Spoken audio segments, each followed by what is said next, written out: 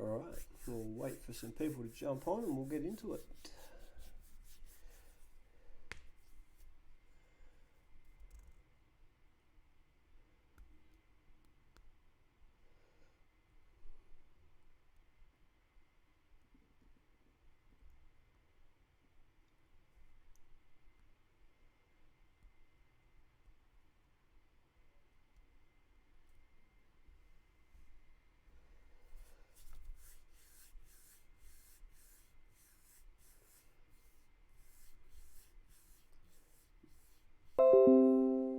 Just pop on the be right back quickly. Let's go grab some notes.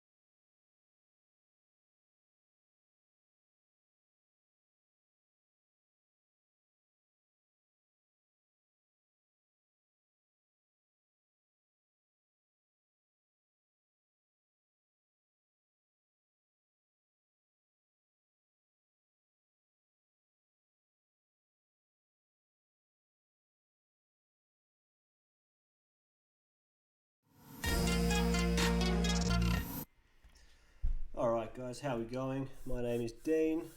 This is Football Forum. We talk all things football and we are here on our first stream. This will be recorded, put up on YouTube at a later date because I'm having some technical difficulties streaming directly to YouTube.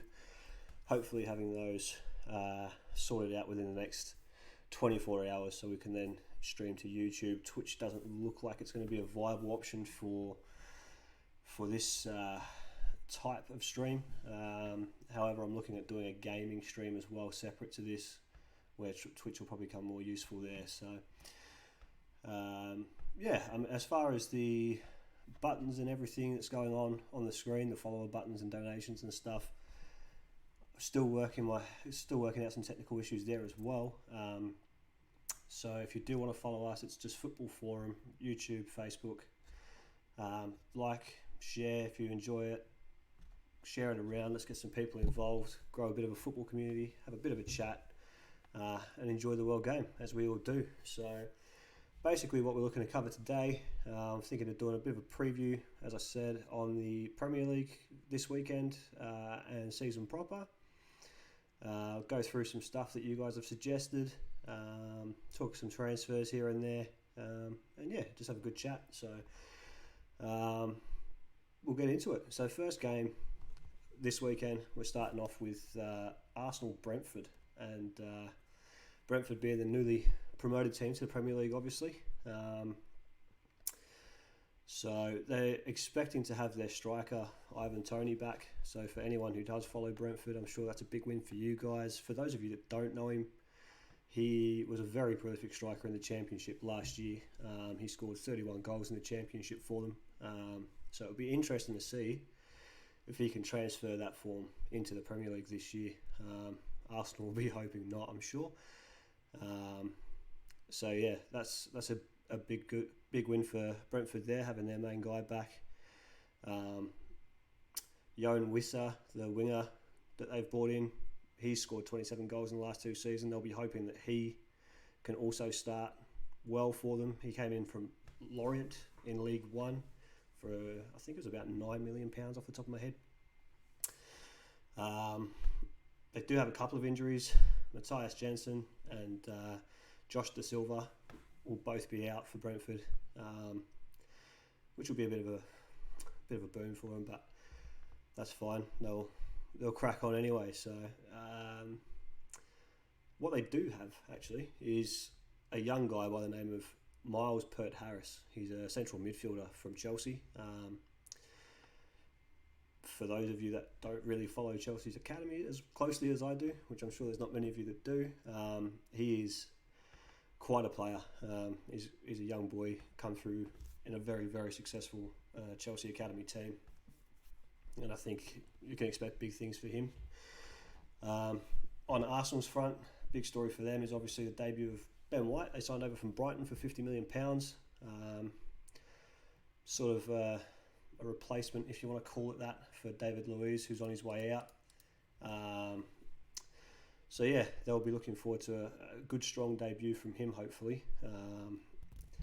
As well as the couple of new signings they got in Nuno Tavares and Albert Lokonga. I'm sorry if I'm saying that wrong. A midfielder, and I think he's a left back. I think Tavares is a left back. They'll be hoping to get some games under their belt for Arsenal as well. They do have, however, Arsenal in this first game is a pretty extensive list of players that won't be there through A, leaving the club, or B, injury. So some notable guys out for them are Thomas Partey, he's injured, Nketiah, Gabriel Magalhaes, if that's the correct way of saying it, they're all injured, and Ceballos, Matt Ryan, Odegaard, David Luiz and Guendouzi all have left the club, either permanently or on loan. Not ideal for Arsenal. They will have a bit of an issue in depth there, I think, but not an issue that should see them losing to Brentford, really. So I do have Arsenal for the win on that one. But eager to hear your thoughts, guys. Any Arsenal fans out there? I'm sure you know something I don't in terms of that, but Arsenal should come in and beat Brentford there, you would imagine. Brings us on to our next game. We've got United versus Leeds. United fans have to be pretty excited about their prospects this season. Varane and Sancho, I hate to say it, very, very jealous of those signings. Very, very good, strong signings. That's going to go a long way to making United a pretty genuine threat for the title this season. Following up from finishing second, adding those two guys to their team, and what I think will be some issues for City, which we'll get into a bit later, could lead to them staking a claim. So we'll see how that plays out. But a lot of the excitement this weekend at Old Trafford will be about seeing Varane and Sancho make their competitive debuts. Proper top class signings, though, to be fair. I reckon they'll go out to Leeds and Leeds will come to Old Trafford. United will get a comfortable win. And United have got a pretty good start to the season. I don't know how many of you guys have looked into the fixtures moving forward, but United's first proper challenge on paper is against Leicester, and it's not until mid-October. Before that, they're playing pretty much everyone who you would expect to be mid to lower table, which can only help their chances of pushing for a league. If they get the points they should be getting, by the time they come to those games, those tougher games, Leicester and the likes, they should be flying full of confidence. So could be, I hate to say it, it could be a very dangerous season for United. They could be causing a lot of headaches. As for Leeds, obviously coming off a very, very good season with Bielsa. I mean, everyone was banging on about him, and he seems to have delivered the goods for them last year. Especially the tail end of the season. You have a look at the last sort of 11 games they had. They only lost one of those last 11 games, and they won the last 4. So they have brought in a couple of new signings. Quite an exciting signing in Junior Firpo from Barcelona. He's a young fullback. You don't go to Barcelona if you don't have some quality about you. He is young, but who knows? It could be a breakout year for him. Jack Harrison from Man City will also be looking to stake a claim. I've heard some really good stuff about him. I haven't seen him play, but I've heard some really good stuff about him from a couple of my mates who are City fans. And so Leeds, I'm sure, will be hoping that adds some good quality to help them push on.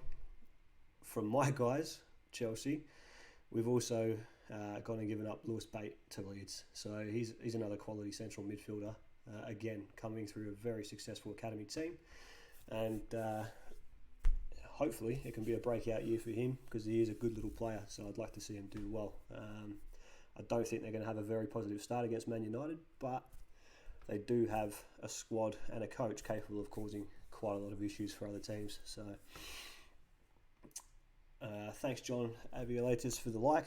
Asim Zaviri, thanks for following, mate. And Kieran, thanks for following, mate. I bet you're pumped for your boy to arrive. And congratulations on that. So anyway, moving on. Where are we up to? I think we are up to Burnley Brighton, aren't we? That's the next game. So Burnley, thanks for the like, Ryan Wolf.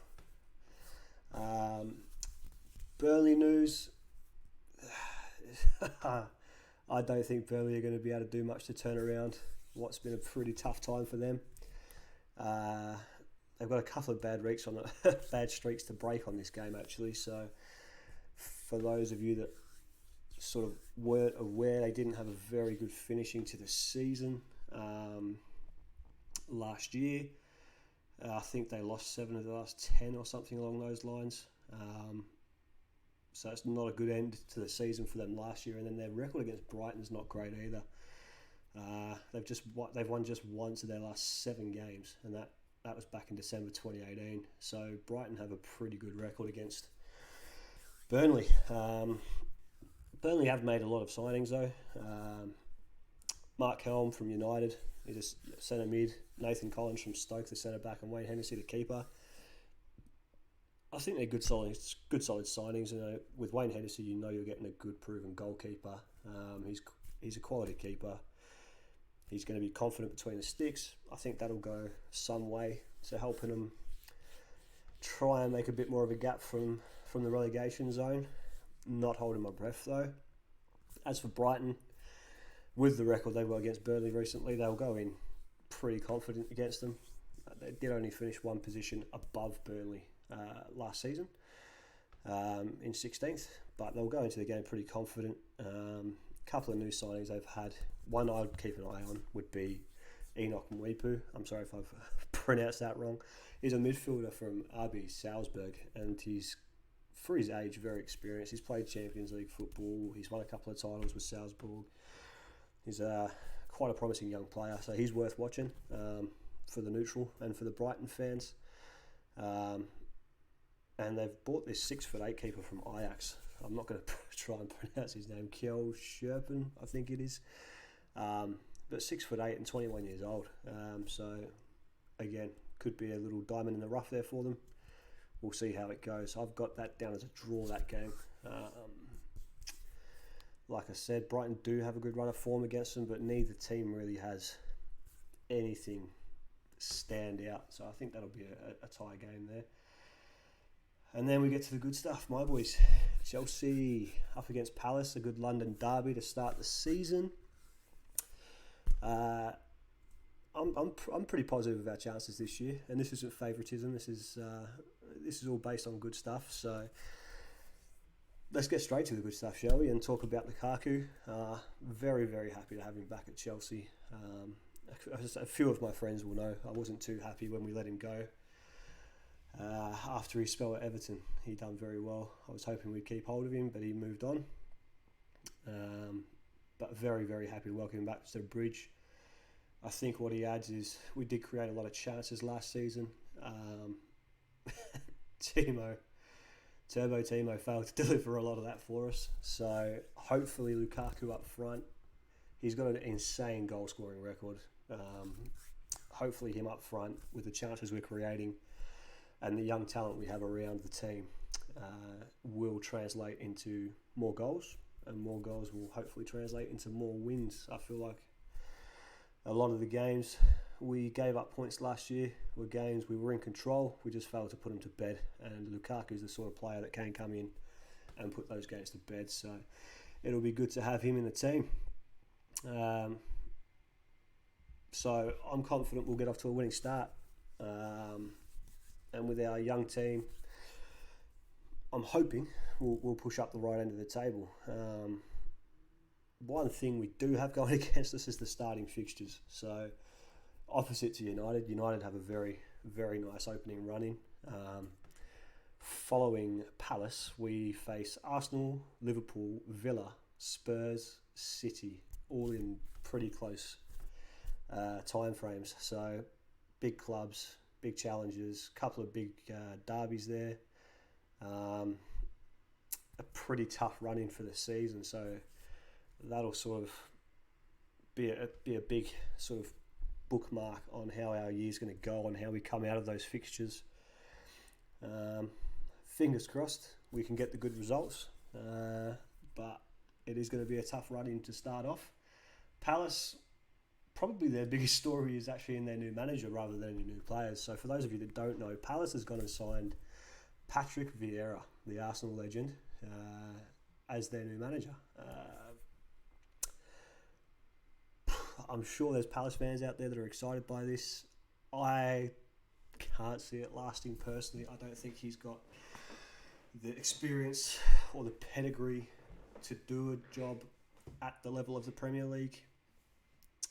Don't shoot me. That's just my opinion. My boys are trying to help you out, Palace. Chelsea have sent across Mark Guhi and Conor Gallagher. That's what I'm trying to say there. Conor Gallagher on loan. Quality player, Gallagher. For those of you that didn't see him last year, he's a good midfielder, attacking minded.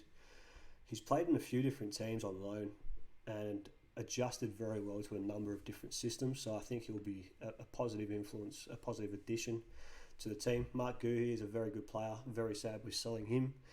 We're selling a lot of young players. Unfortunately, that's the way it is at Chelsea. We produce a lot of talent and give it all away. And in 10 years, we'll be kicking ourselves and paying £98 million to get them back to the club.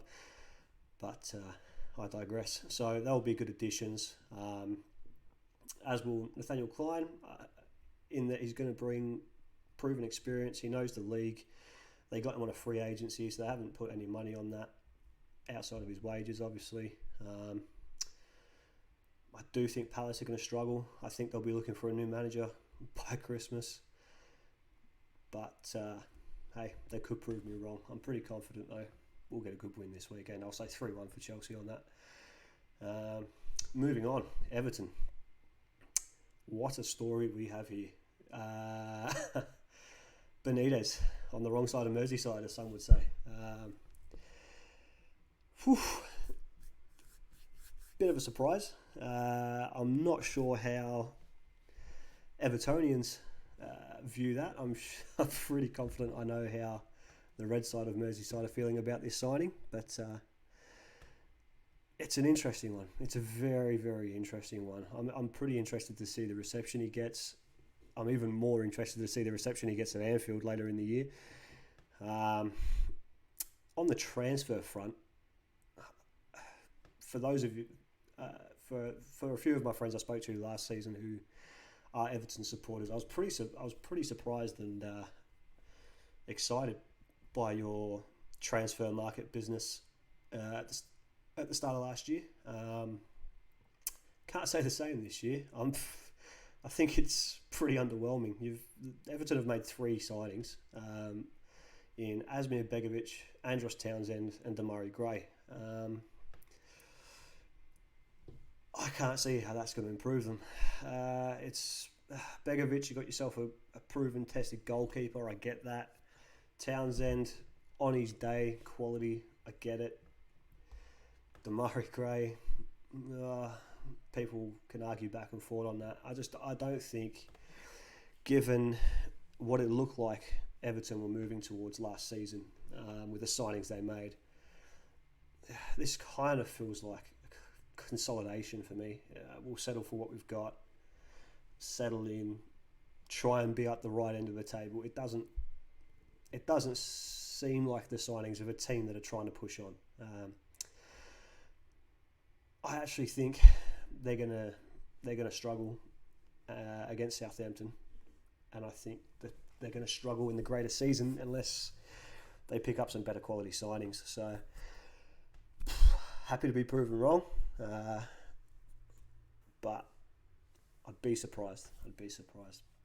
So on the Southampton front, in my opinion, Southampton were coming off of a season where they massively underperformed. A lot of people were sort of giving them an outside chance at being in the European places at the start of last year, and that's just fallen apart and not come to be, which is disappointing for the Southampton faithful. But on the positive, I think that people believed Southampton were going to be up that end on merit. I don't think that for them to fix it and move up the table is beyond possibility. I think it's something that is likely to happen. I was a bit surprised to see they sold Danny Ings to Villa. That was a bit of a surprise to me.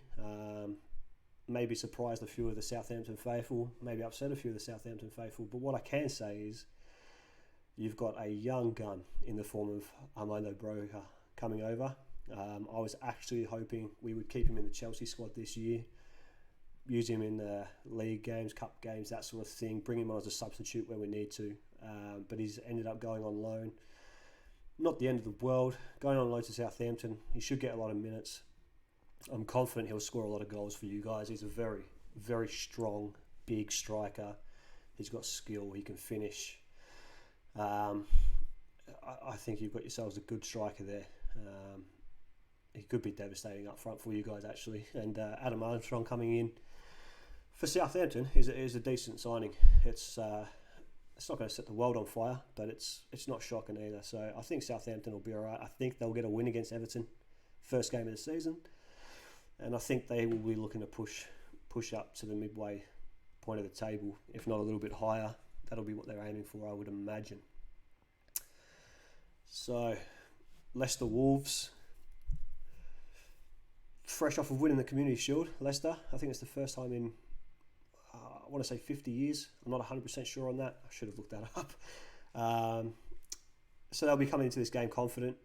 Wolves are in the middle of a pretty big transition stage. Wolves are going to be one of the big unknowns this year for me. But we'll focus on Leicester. They've brought in a couple of guys, Patson Daka from Salzburg, Soumer from Lille, and Ryan Bertrand. Again, Bertrand, probably not that exciting on face value, but you are getting yourself a guy that knows the league. He's been around. He's a very experienced player, and I think that experience will help Leicester to stay up the right end of the table. So moving into Wolves, as I said, they're one of the great unknowns. They've got that former Benfica coach, Bruno Lage. He takes on the helm, and he's been challenged with trying to push Wolves back up to European football. Whether or not he can do that, it's really hard to say. It is really hard to say. They have brought in a couple of guys. Francisco Trincao from Barca, pretty exciting signing. Joe Sarr from Olympiacos again. Jose Sarr from Olympiacos again is a decent signing. I think he'll do well in the Premier League. And Louis Molden from City. How many minutes he'll play, I'm not sure. But again, a decent young prospect there for them. And guys that will be eager to make their mark on the club, which you need to be bringing those guys in to push the squad around you onto better things. So I don't think they'll get any points out of that first round. I think Leicester will take the win. It's really hard to sort of say exactly where Wolves are going to end up. I don't want to make a prediction on that. Thank you, Tony. Thank you for watching. Hope you're doing well, mate. We need to catch up. Next game is Watford Villa. Villa. what's to be a Villa without Grealish? Big signing, obviously, for City. Grealish, 100 million. Not so great for Villa. Couple of guys. Well, obviously they got Danny Ings in. They'll be hoping that he can help fill a bit of the void. Ashley Young and Leon Bailey have come in. Again, you're not expecting them to come in and dominate the league. You're bringing in tried and tested. It's kind of like a safe transfer. It's going to be an interesting one. Dean Smith, I've got a lot of respect for. He's a quality manager. You can't argue that. What he's achieved with that Villa team. It's going to be interesting to see what the workaround is with that new look team without Grealish. So we'll see what plays out there. Watford have made a ton of signings. For those of you that aren't following, they've got 13 new signings confirmed so far. They include the likes of your Danny Rose, Dapo Maboud from Rangers, James Morris from Southampton. They'll all be looking to push and keep Watford clear of relegation. Whether or not they can do that, we shall see. Cisco Munoz had a very good first season in charge in the Championship, but if you have a look at their pre-season results, not exactly encouraging. So they'll be really desperate to get off to a good start, try and get some feel-good energy around the team. I just don't see him doing it. I think Dean Smith and the team around him, he's got the experience to get out that first win for the season and crack on from there and work on what they're going to do about the Grealish situation. Watford, good luck. I can't see it going well for you. Norwich Liverpool, I'm actually excited about this game. This might sound a bit crazy because I know Norwich have just come up from the Championship, but I think this is going to be a decent game. Norwich, we'll start with Norwich. They've got Billy Gilmour over from Chelsea on loan. For those of you that haven't seen Billy Gilmour play, please go and have a look. The kid is sensational. He's largely touted as being the next Cesc Fabregas, as it were, which he'll be rapt about, as it's a player he looks to emulate. He's a very creative midfielder. First two senior appearances for Chelsea were against Liverpool and Everton. He got man of the match in both of those games, playing in the midfield. Absolute gun. With some more minutes, the right coaching and the right players around him, he's going to be a sensational midfielder. A very, very good acquisition for Norwich. And one that I think can make a big difference despite his young age. I think he adds a lot of creativity. His vision for a pass is exceptional. He's good on the ball. He's good under pressure. He's a little small. He does struggle with the physicality sometimes, but all in all, absolutely quality signing. Very exciting for Norwich. They've also brought in Angus Gunn. Again, tried and tested. You know what you're getting with Angus Gunn. One that is one to watch is Josh Sargent. I think he came in from Werder Bremen. So he's a Bundesliga experienced striker. He's still young. I think he's 24 maybe. He's come in and he has a lot to offer. He's a young American. So it's another American who I think is not far off of making a bit of a name for himself. Whether he's going to make it to the likes of the reputations of Pulisic and stuff, I wouldn't go that far, given that Pulisic is actually still a little bit younger, but he is a quality striker. He's got a lot of experience in a top league, and I think for Norwich, it's quite a sensible signing. The only downside to all this for me, I think Norwich have done very well on the transfer market. I'm very impressed. And I think they'll be looking for the higher end of mid-table with what they've brought in. But the downside is they're against Liverpool first game of the season, and Liverpool are looking sensational. So maybe even title favourites. I hate to say it. Being a Chelsea boy, I hate to say it, but they could be that. You have a look at the run they went on at the end of last year when everyone had them down and out. They put together an incredible string of results with not really their full-strength squad. And now they've got those players coming back. Your Virgil van Dijks and the likes of that, Gomez, all coming back. probably still pushing for fitness, but not injured. And that'll be a massive boy for them. They have only made one signing, but it's a great signing. It's Kunate from Leipzig, another defender.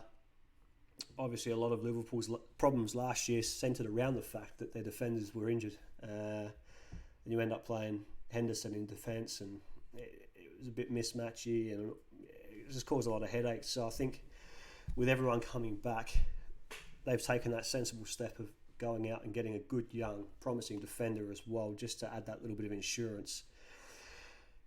To be honest, the fact they're only making one signing, to me, just shows confidence. I think they're very confident, back at full strength, that they're a top of the table team, and it's hard to argue. As I alluded to earlier, and we'll get into it a bit later on, some of the issues City are facing. I think we could be looking at Liverpool really staking a claim, along with the likes of Man United. So could be interesting there. We'll see what happens. As for that game, I'm going to go ahead and say that Harvey Elliott does need a mention, Remy. You're absolutely right. Yeah, no, you're right. He's a quality player. He's a good bit of talent. And where do you want me to start with this Liverpool team, Remy? Where do you want me to start? It's just, I hate to say it. I really do hate to say it, but I actually have them down as title favourites this year.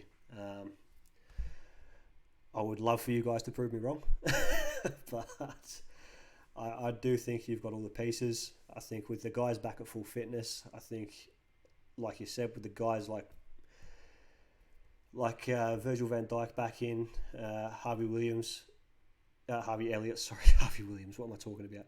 Harvey Elliott coming through. Is Robertson still injured? He might be. I'll check up on that, Ed. I'll check up on that.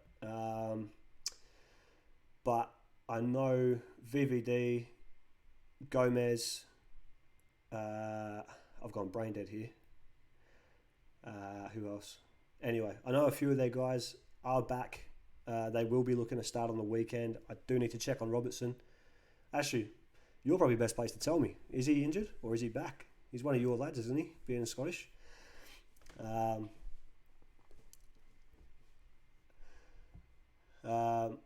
I don't know, Remy. I think you guys did the year you won the league. You did so very comfortably, and I know Man City weren't exactly firing. We weren't in a great place with the transfer ban. But there you go. Rob out for 2-3 weeks. You know what? Against Norwich, I don't see that being an issue for you, to be honest. Like I said, I am actually quite excited by Norwich for what they've done. But I think with those players coming back, even without Robbo, I think Liverpool will get that win. But again, with Robbo to come back too, it just pushes my point. I don't think Liverpool are going to have too many people surprised if they go on and win the league. Like I said, I think United will make a push. If Lukaku has the impact I'm hoping he does, I think we'll make a push. City, you can never discount. They have some issues to sort out. Well, like I said, I've got some notes on that we'll talk about a bit later. They do have some issues and some challenges to work around. But you can never count them out. But we'll see how that goes. I honestly do think Liverpool will be pushing on. We'll get to Arsenal, Eddie, but Tierney, quality player. We're moving on. Newcastle West Ham. If there's a fan I don't want to be this year, it's a Toon fan. This weekend or for the season, to be fair. They go into the weekend with a few injuries. They've got Dubravka's out, Darlow's out, Anderson's out, and Dummett's out. All injuries. They've had very little activity on the transfer front. They've brought in Charlie Wiggett from Chelsea, Good little player, don't get me wrong. Remy Savage from Liverpool. Maybe Remy, if you're still there. Thanks for the like, by the way, Remy. Maybe you can give us a bit more insight on Remy Savage. I'll wait and see what you've got to say on that. From what I understand, again, it's more of a young prospect than anything amazingly exciting. And Cameron Ferguson from Tranmere.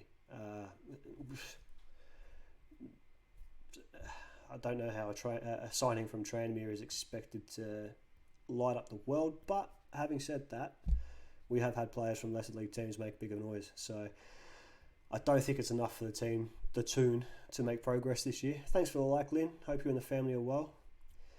I don't think that's enough for the Toon to be excited about this year. I think they're really going to struggle, and their struggles, I think, are going to start with a loss to the Hammers. So on to the Hammers. The biggest problem they're going to have is replacing just a young talent. Not sure if he's ready for EPL yet. Yeah, that was my understanding of the situation, Remy. Similar situation with Charlie Wiggett. Young talent. Out of our talent, not even one of the highest ranked talents. Not having a dig at him, he is a quality player. He really is. Thank you for the like, Eddie Senior. He is a quality player. Is he Premier League yet? I'm not convinced he is. But we'll see. West Ham. And I can't believe I'm going to say this. If you'd have told me this 2 years ago, I would have laughed in your face. But West Ham have got a big problem in replacing Jesse Lingard. He's had a sensational year at the Hammers. It's reinvigorated his career. And they've now got a big gap to fill there. I don't know how that's going to play out. It's going to be interesting.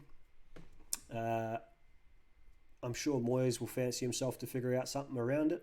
The added problem they got, I can't believe I'm saying it's a problem, is they've also got to play in Europe.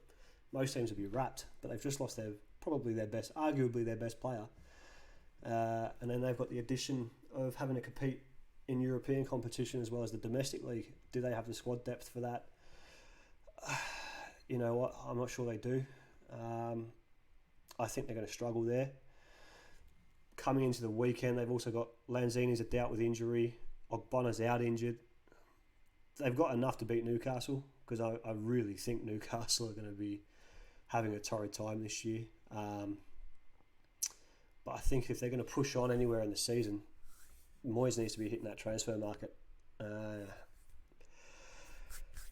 What sort of money have the Hammers got blowing around? I'm not 100% sure, but they've got to find something from somewhere, because I don't know. I don't believe they have the depth to compete in Europe and in the Premier League. And then it comes down to which one are they going to prioritise, which will be interesting to see how that plays out. But I do think they win this weekend. We'll see how that plays out. So, and the final game of the week, Tottenham versus City, and what a game! Not just on the footballing front, but for the story surrounding the teams with the Harry Kane saga, which I think will have an impact on the game and potentially on Tottenham's season as a whole. But it's turned into a crazy off-season for Tottenham. I don't know how it's got to this stage, because you could see at the end of last year, maybe it's just me, but you could see at the end of last year, Harry Kane was pretty adamant he wanted to move on. In fact, I can't remember what game I watched with Tottenham, but it was one of the last games of the season. I think it might have been their last home game. And Harry Kane walked around the stadium at the end of the game, clapping the fans and crying, which to me says goodbye. He's still there, despite interest from City. Tottenham seem unwilling to budge on him. He's pretty keen to move on. If the stories in the newspapers are to be believed. He's since come out and said that he's happy to return to Tottenham. He's not skipping training for no reason, and blah blah blah.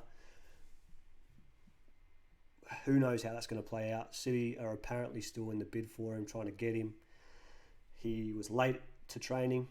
He was late to rejoin training for Tottenham. I don't know if he'll play this weekend. If he does, I don't think it'll be for long. Tottenham do have other players around that can cause problems, Heung-min Son being one of them. Sorry, Tottenham fans, but I can't see why he stayed at Tottenham. That boy is quality. But it'll be interesting to see what happens with this Harry Kane saga. It's definitely one of the biggest stories surrounding this game, and I'm sure when we all tune into it, that's something we'll be hearing a lot about. If he does leave, if we look at the players that Spurs have brought in, Brian Gill, Pierluigi Golini, and Christian Romero, I don't think that does much on the Spurs end to cover the loss of what is ultimately their talisman striker. And until this is over, I think this is going to play havoc on Tottenham as a whole. I think they're going to struggle until there's an end to this. Either way, one way or the other, I think it needs to be put to bed as quickly as possible. But Tottenham will struggle there. Now, City, as I've said, they aren't without their problems. Aguero's moved on. I think City might be regretting that a little bit now.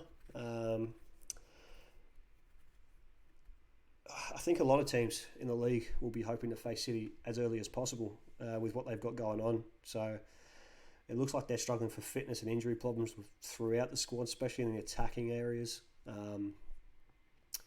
Jack Grealish coming in. Pep's come out and said he's not 100% ready to start games yet. So I'm sure he'll play a part this weekend. I'm sure he'll get quite a few minutes this weekend, but it doesn't look like he'll be starting the game. It's an interesting one. I'm really not sure what to think of City at the moment. And this little scenario we've got going on here where they're struggling for that attacking prowess, much like Chelsea were last season, I think it ultimately in this race for the Premier League, I think it's going to cost them. I think when we look at United's start to the season, the running they've got for the first 2 months is spectacular. The squad they've got is great. They've added some really good signings. I think they're going to get off to a quick start. I think Liverpool, again, as I've said, for me, favourites. I don't like to say it. With their squad back to full fitness, Robbo coming back in a couple of weeks, and as Remy pointed out earlier, the young Harvey Elliott's and stuff like that coming through, I think they're going to get off to a decent start. And if City can't work around these issues, they're going to be trying to play catch up with two teams who, injuries and stuff forbidding, will get off to very quick starts. You don't want to be playing catch up. We'll see how that plays out. They've got the money to go out and get players, and I still think they'll go and win against Tottenham with everything Tottenham's got going on. Yeah, exactly, Frank. They do have an aging squad too. So it's one of them. I don't know if City are going to have the legs this year to defend their title. There's also the fact that both City as a whole and Pep are going to be under massive pressure to make something happen on the Champions League front. Do they then pull out of the Premier League a little bit? Dare I say it? It's a very tough one to sum up. It's one of them. I think City have got a raft of issues they need to deal with. They need to deal with them quickly.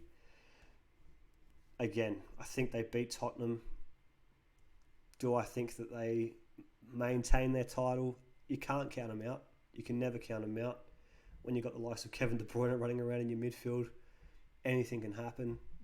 We'll see how Jack Grealish goes, adjusting to the way that Pep plays. It's one of them players, sort of like Sterling. You can imagine that potentially he's going to absolutely thrive under Pep, but it's not always guaranteed. So we'll see what happens. This is the main reason I have Liverpool as favourites. United very close behind. Chelsea, depending on the Lukaku thing, again, pretty close to that. So I think City are going to be in a position where they're having to chase rather than lead, and I don't know how that's going to play out. I think they'll be regretting letting Aguero go for free and not keeping him around for another year. I know he's injury prone, but at least you've got that outlet that you know you can rely on. He's going to go on. He's going to score goals when he's fit. Just that little bit of security, and I think they're going to miss that. So welcome to the stream, by the way, Frank. It's good to see you, mate. Supposed to be playing you guys this weekend, I think, aren't we? I think it was you guys were supposed to play this weekend or next weekend. I can't remember, but we'll see what happens. Yay for lockdown. But yeah, I mean, love to hear from you guys. Who have you guys got down as favourite? Spurs. How are you, Billy? Hope you're doing well, mate. Spurs, like I said, it's going to come down to this Harry Kane thing. There's no way that's not going to have an impact on the team, given that he's the leader. I don't know how long he'll play because, again, he was back late for training. He joined the squad late. So it's an interesting one. Like I said, you do have your Heung-min Son, for me, is sensational. Absolutely class player. You do have a good squad. Yeah, I've been good, Billy. I've been good. And you do have a good squad. This City Tottenham game is a very tough one for me to call. It is. That both teams are playing when they have a lot of issues to sort out. Both teams are part of their issues. It's an interesting one. How's the team going anyway, Billy? Well, obviously we're in lockdown, but how's the team been going, mate? I know you got NPL1, which was a big challenge with that Pascal team, but we'll see how it goes. Yeah, no, Remy, 100%. As the longer it goes on, the better it is for the other title contenders. Yeah, Martinez from Inter would be a quality signing for you guys. Billy, I think if that goes through, the problem you've got is Chelsea have confirmed Lukaku, so I think Inter will want to lock in a replacement for Lukaku before they're willing to let Martinez move on. But we'll see how that plays out. But yeah, Remy, bang on. I think the longer the Harry Kane thing goes on, the harder it's going to be for Tottenham. And obviously that then means the guys around them, your Chelsea's, United's, as you said, Liverpool's, United's, they're going to take off and Tottenham are going to have to catch up. I still think Tottenham should finish above Arsenal. And Arsenal fans will hate me saying it. And I'm pretty sure, Billy, correct me if I'm wrong, but if you finish above Arsenal, that's a trophy or a DVD or something, isn't it? I don't know. Yeah, Frank. I'm sure Inter would happily sign Marshall. I'm not sure whether that will happen. We'll see. I think we're having some issues. Give me a second. 2 seconds, guys.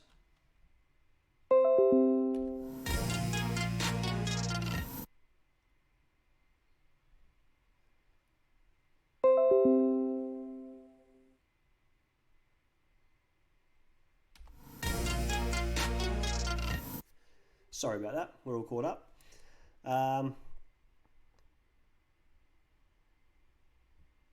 Yeah, no, Billy. Sorry, your team. How's your team going with the NPL this year? Outside of the lockdown, obviously. Yeah, Frank, Inter. Do you know what? Some people would laugh. I think Marshall will do well in Italy, personally. I could be wrong, but there's a lot of players that have gone there and done well. So maybe they will look at that. I don't know. But I don't think Martinez goes to Tottenham until Inter have a locked-in replacement for Lukaku.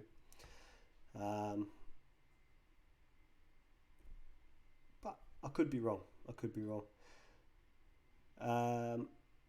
Yeah, I can't. Yeah, exactly, Frank. I can't see why they do it. Injury issues, not too bad. We've had injury issues. That's why we're struggling with Division 1. Mate, you've got injury issues and you're in a league with the best I would say in the country. a lot of people say Victorian NPL is the toughest NPL. And when you look at the teams you're against, I mean, you're against Pascaval, whose under 16s are just renowned. And I'm sure anyone from Pascaval will love to hear that. They're not struggling for results. I think you're in a tough league. So when you get a couple of injuries, it's understandable that you might struggle a bit. Isaac's alright, Frank. It ended up being just a bruised rib, thankfully, because it looked a little bit worse, which you were there, I'm sure you were aware. He's a tough kid, so for him to need to come off, it's a bit alarming, but he's good. He's well. He was back at training on the Thursday following that. He was there on Tuesday, didn't trained Thursday, and then lockdown. So, but no, he's well. Disappointing result, but we don't need to talk about that, do we?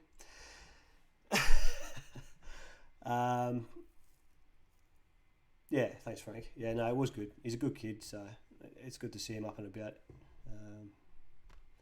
We'll see if we get the opportunity to put him back out on the pitch. We'll see how we go. Ed and Dzeko and Denzel from PSV, also looking at Zapata from... Yeah, no, that's that could play out for Tottenham. I'm sure you're sitting there hoping it will. I wouldn't be holding my breath on Dzeko, to be honest. But I suppose that's up to them, isn't it? So I don't think that's a league-winning signing. But anyway, who knows? I could be wrong, like I said. So, but yeah, look, we'll keep an eye on that, Bill, and we'll keep an eye on that movement and talk about it in the future when it if and when it happens. We'll see what happens. Dzeko's got to be at least 87, doesn't he, Frank? Yeah, a lot of clubs are. It seems to be the Premier League, Bill, seems to be pretty much the only league that's able to crack on with the money. So the Spanish league, obviously the big teams in Spain, Barca notably, are struggling. Obviously Barca having to let Messi go, which is nuts. PSG are loving it too, but PSG have unlimited funds. Outside of Premier League, PSG seem to be the only club that have got the money sitting there ready to spend. So it's one of them. Players have been going underpriced all over the joint. I mean, I think there's only like 3 players or something in La Liga that have been transferred for more than $10 million in 10 million pounds into La Liga, which is mental. This is like crazy. Barca are stuffed. I think it's like $1.4 billion in debt. They can't even sign their free agents at the moment. It's how the mighty fall. There you go. Dzeko's 42. Thank you, Billy. And yeah, you think though, how have PSG avoided financial fair play consideration?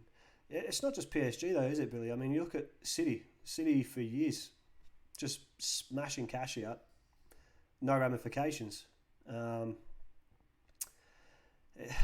I think financial fair play, to be completely honest, it's been a massive farce.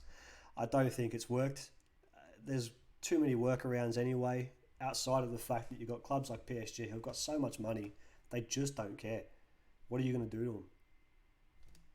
You're going to give them a transfer ban for 2 years. They've already bought everyone they want. They don't care. So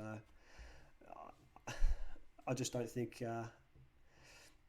I don't think financial fair play really has made that much of an impact. I mean, really, you look at it, since it's come in, what's the difference in the leagues in terms of teams winning? It's pretty much the same clubs on top. It hasn't really impacted the league that much. So it's a bit of a farce, if you ask me. And then to add to that, they've gone and loosened the grip on financial fair play. So PSG are now just throwing the money around. Perfect. Thanks for the like, Billy. La Liga did bring in their own financial fair play, and now Barcelona hate La Liga. I'm pretty sure that would have had something to do with Barcelona wanting to leave for the Super League. Could be wrong, but yeah, I mean, the question is, do they sustain that, the La Liga, when their big clubs, their giants, now start tumbling down? I think in a few years, when Barcelona, Real Madrid, Atletico, those boys are struggling to compete on the European front because they have that financial fair play in place, I don't think they'll keep it there. I really don't. Hey Jack, good to see you, man. Thanks for joining. Thanks for liking. Doing well, mate. How are you? How's things? Yeah, I reckon La Liga, fair play. I don't reckon they'll keep that in place. As soon as those teams start struggling, it'll just be straight back to old school. Pump money into Barcelona, get Spain back up. Good on them for having a crack, but I can't see it lasting. It's not lasting. It's not.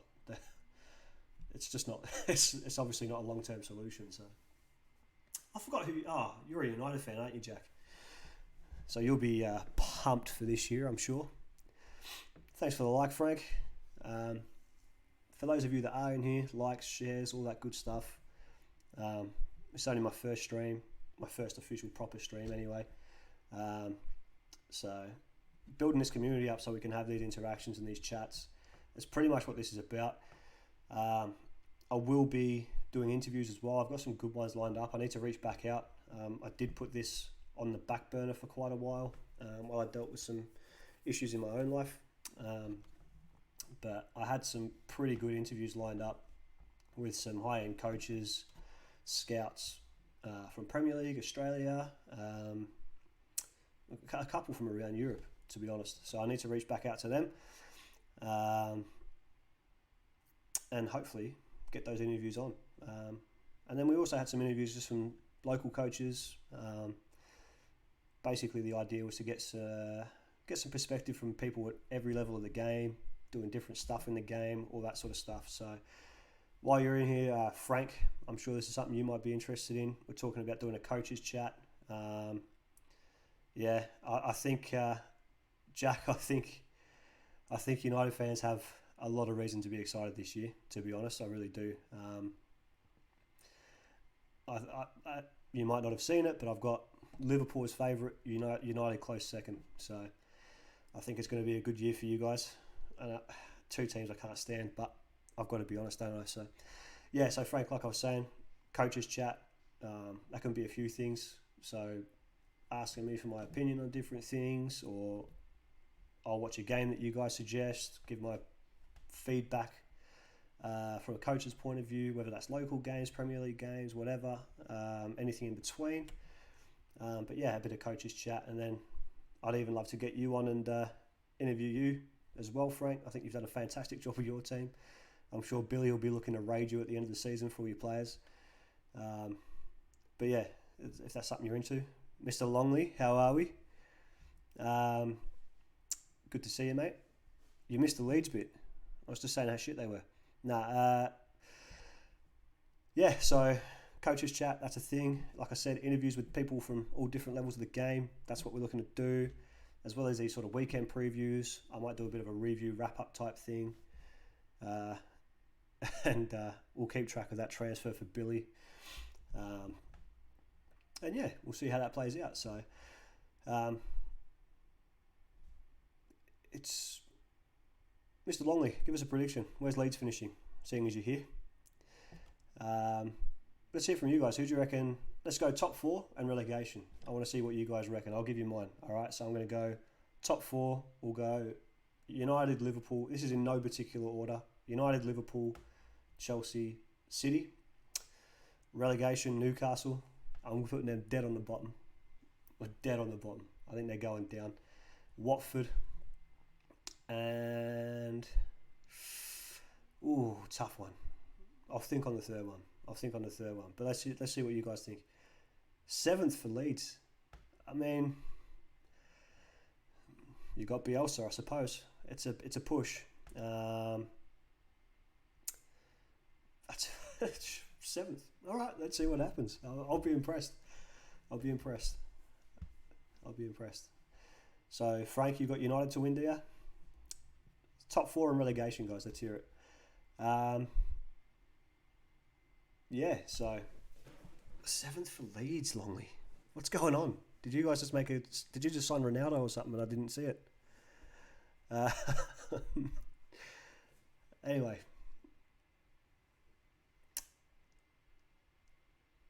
I've lost my train of thought. My bad. Dippers, Chelsea, shitty. In that order, Frank? In that order? Billy, let's hear your Tottenham predictions. In that order, Mr. Remy? So Remy's got Liverpool, Chelsea, United, City. Frank's got United, Liverpool, Chelsea, City. Traditional top four, really, isn't it? I want to see Arsenal keep tumbling down that list. I don't want to see them any higher than 8th. That's me. Okay, so that's Frank's order. So Frank's got United for the win. Remy surprisingly has Liverpool for the win. Shock. I suppose if I'm going to order my top four, I would go Liverpool, United, Chelsea, City. That's how I think that'll play out. Yeah, it will be close. I think it will come down to very few points, Remy. I think that's a decent shout. What about relegation? Talk to me. Who's going down? I've got my two. I've got Watford and Newcastle. I'm not sold on the third team down. I'm not sure who that'll be. It could be Watford. But then, in the same token, Watford could surprise me and finish in the top 12 sort of thing. Yeah, Frank, Leicester, always a shout. Their problem is the end of season drop they always seem to face. If they can get past that. Dushko, Arsenal. Come on, mate. Stop it. Good to see you, Dushko. Hope you're doing well, mate. Hope you're staying fit, because Pete will smash you if you're not.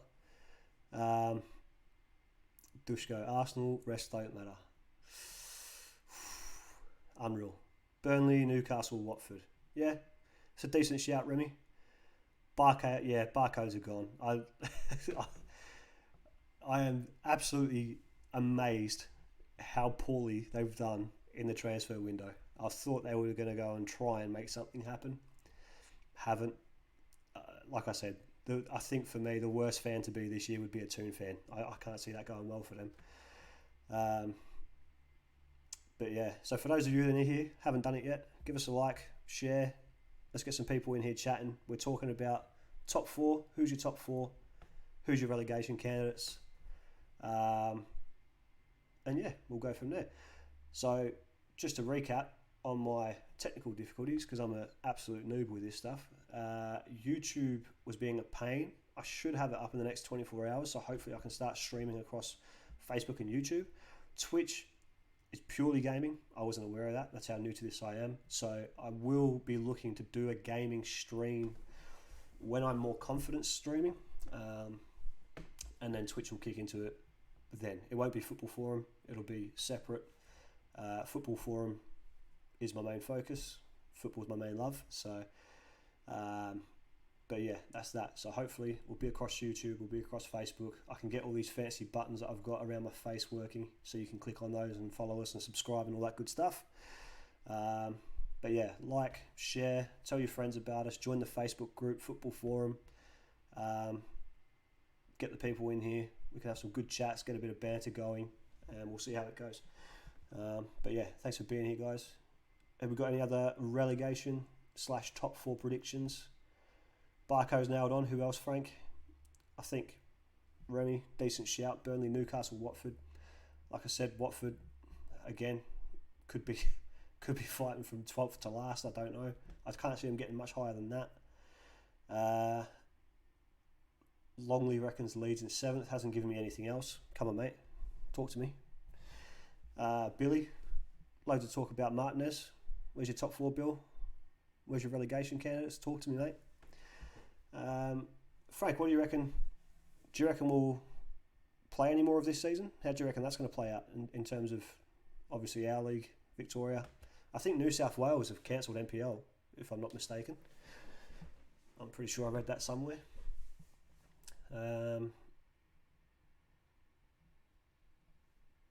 Football Victoria, from what I've read, are pretty adamant there's going to be something, but hey, we'll see.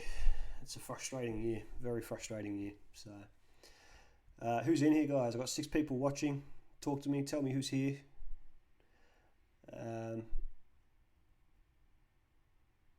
Yeah, New South Wales are cancelled. Do you reckon we'll have any more season, Frank? It's tough to say, I know, but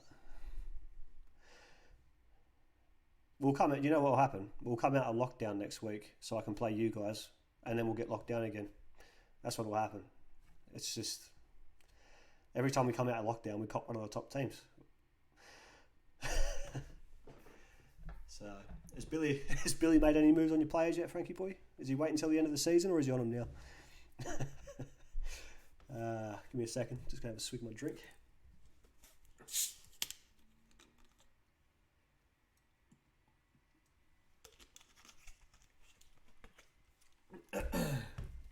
What else have we got here? Give me 2 seconds, guys.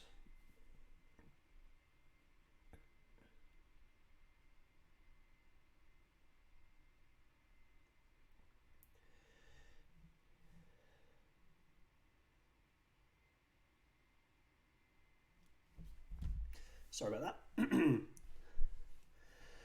Enough games so everybody plays each other twice. I've already played you twice. I'm going to play you a third time this weekend. We'll see what happens. Billy's always on the prowl. Need to... I won't say names on the internet, otherwise Billy will know who to go after.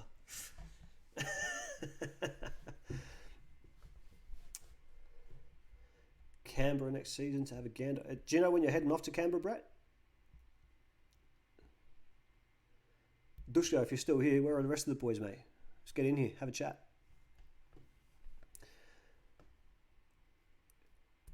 Billy's always on the prowl. Those NPL coaches, mate, always looking to scoop off someone. Nope. Are you not? What? Okay, maybe I've got that wrong.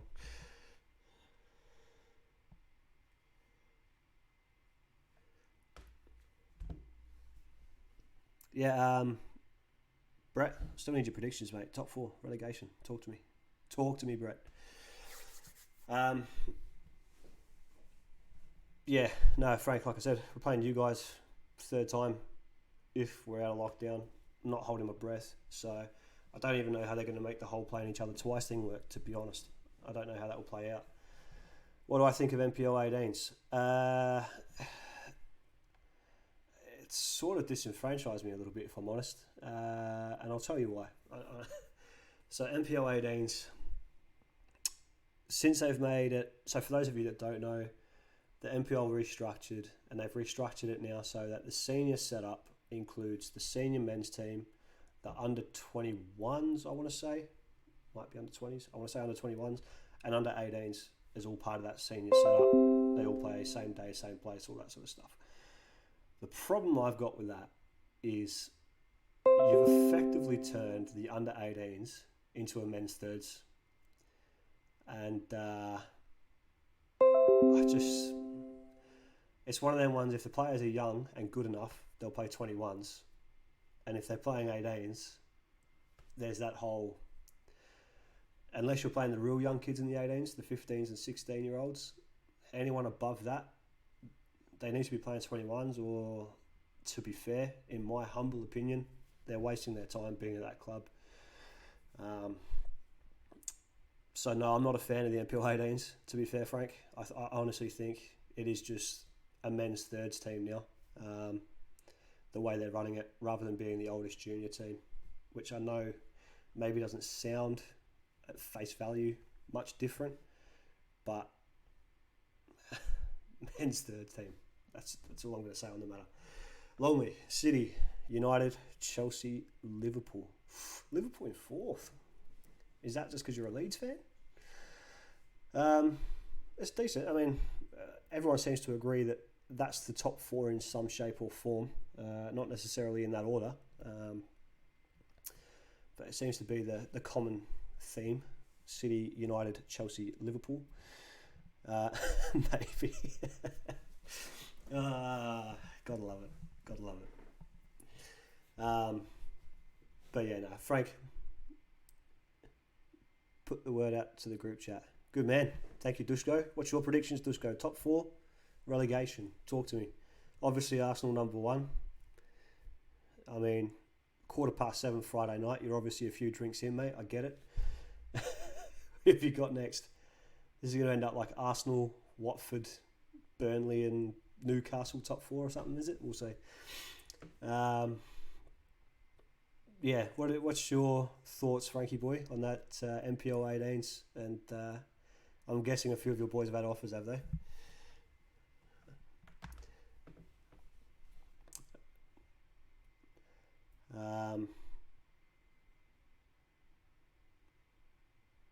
What's your relegation, Longley? Talk to me. It's actually going longer than I expected, which is good. What are we, hour and 12 minutes? So, going well. As long as the conversation keeps rolling, we'll keep rolling. I've got nothing else to do. Thank you, Dan Andrews, for the lockdown.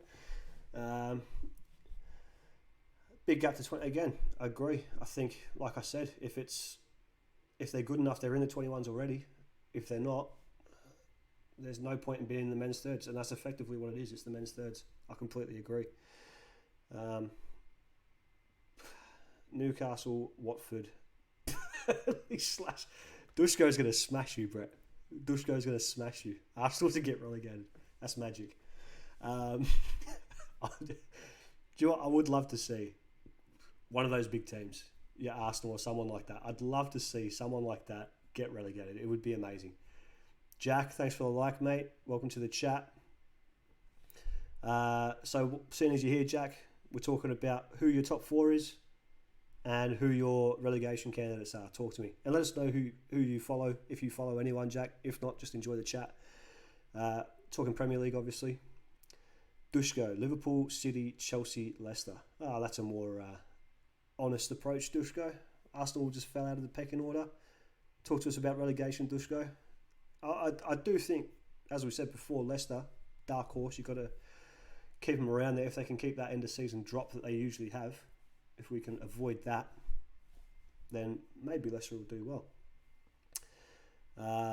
Got to catch me first. Dushko, what's your chances of catching Longley, do you reckon? Arsenal relegated. Oh, that's what I was saying, yeah. I'd love to see a big club like obviously it's not going to happen this year especially, but like a United or a Liverpool or an Arsenal or someone like that get relegated. It would be magic. It would be magic. Not that some of the teams that haven't been relegated aren't big clubs, let's be honest. Have a word with Bet. Poor from him. Yeah, I agree. Need Rick as a co-host. I'm sure Rick would love it. The problem I'd have then, Brett, is I wouldn't be able to talk on my own show. I have Rick sent me a message saying he's enjoying the show, but he's on a ban at the moment, so he can't interact. So we'll see how that plays out. Jack, Chelsea, City, United, Liverpool. Yeah, that's again pretty common top 4. Who's you got for relegation? It's getting buzzing in here now, guys. Lots of chat. This is good. Lots of banter. I'm not sure if you guys can see each other's chat. Let me know if you can see each other's chat. If you can't, I'll have to look at how I make that work and fixing that up so you guys can chat amongst yourselves and I can just pop in and out as well. But yeah, so let us know if you can see each other's chat. For those of you that have just joined, drop us a like, share, tell your mates we're here. Everything football, let's go. So you can see each other's chat. That's good, Brett. I wouldn't mind getting relegated. Might win some for a change. Careful, Disco. You're starting to sound like a Newcastle fan. Longley, can see it all. Beautiful. All right, that's good.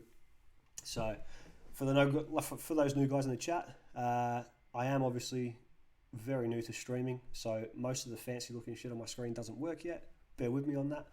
But we'll work on that. But yeah, drop us a like. Tell your mates we're here, especially if they love football. We'll get the banner going. We'll talk football. We'll do the season previews, the week-to-week previews, all that good stuff. We're looking at doing coach chat, where I'll give you some coaching perspective on different games and stuff like that. Would like to see I'd like to see Brighton do as well, Jack. I think they've got a lot of good players, really, for where they ended up finishing. I think their squad is better than what they finished last season, in my opinion. Dushko and Spurs. All the Southeast teams to stay up. Yeah, I'm for that. I'd love to see that. If you missed it, Jack, I've got Toons as the Toon Army. I've got them as a nailed on, dead last, getting relegated, gone. For me, they're looking shocking this year. Thanks for the like, Brett. Been in here like half an hour, but it's all right. You got there eventually. So again, top four for me. If I was to put it in order, Liverpool, United, Chelsea, City, relegation, Newcastle, dead bottom, maybe even a record lowest points. I don't know. They're really not looking too good, in my opinion. Could be wrong.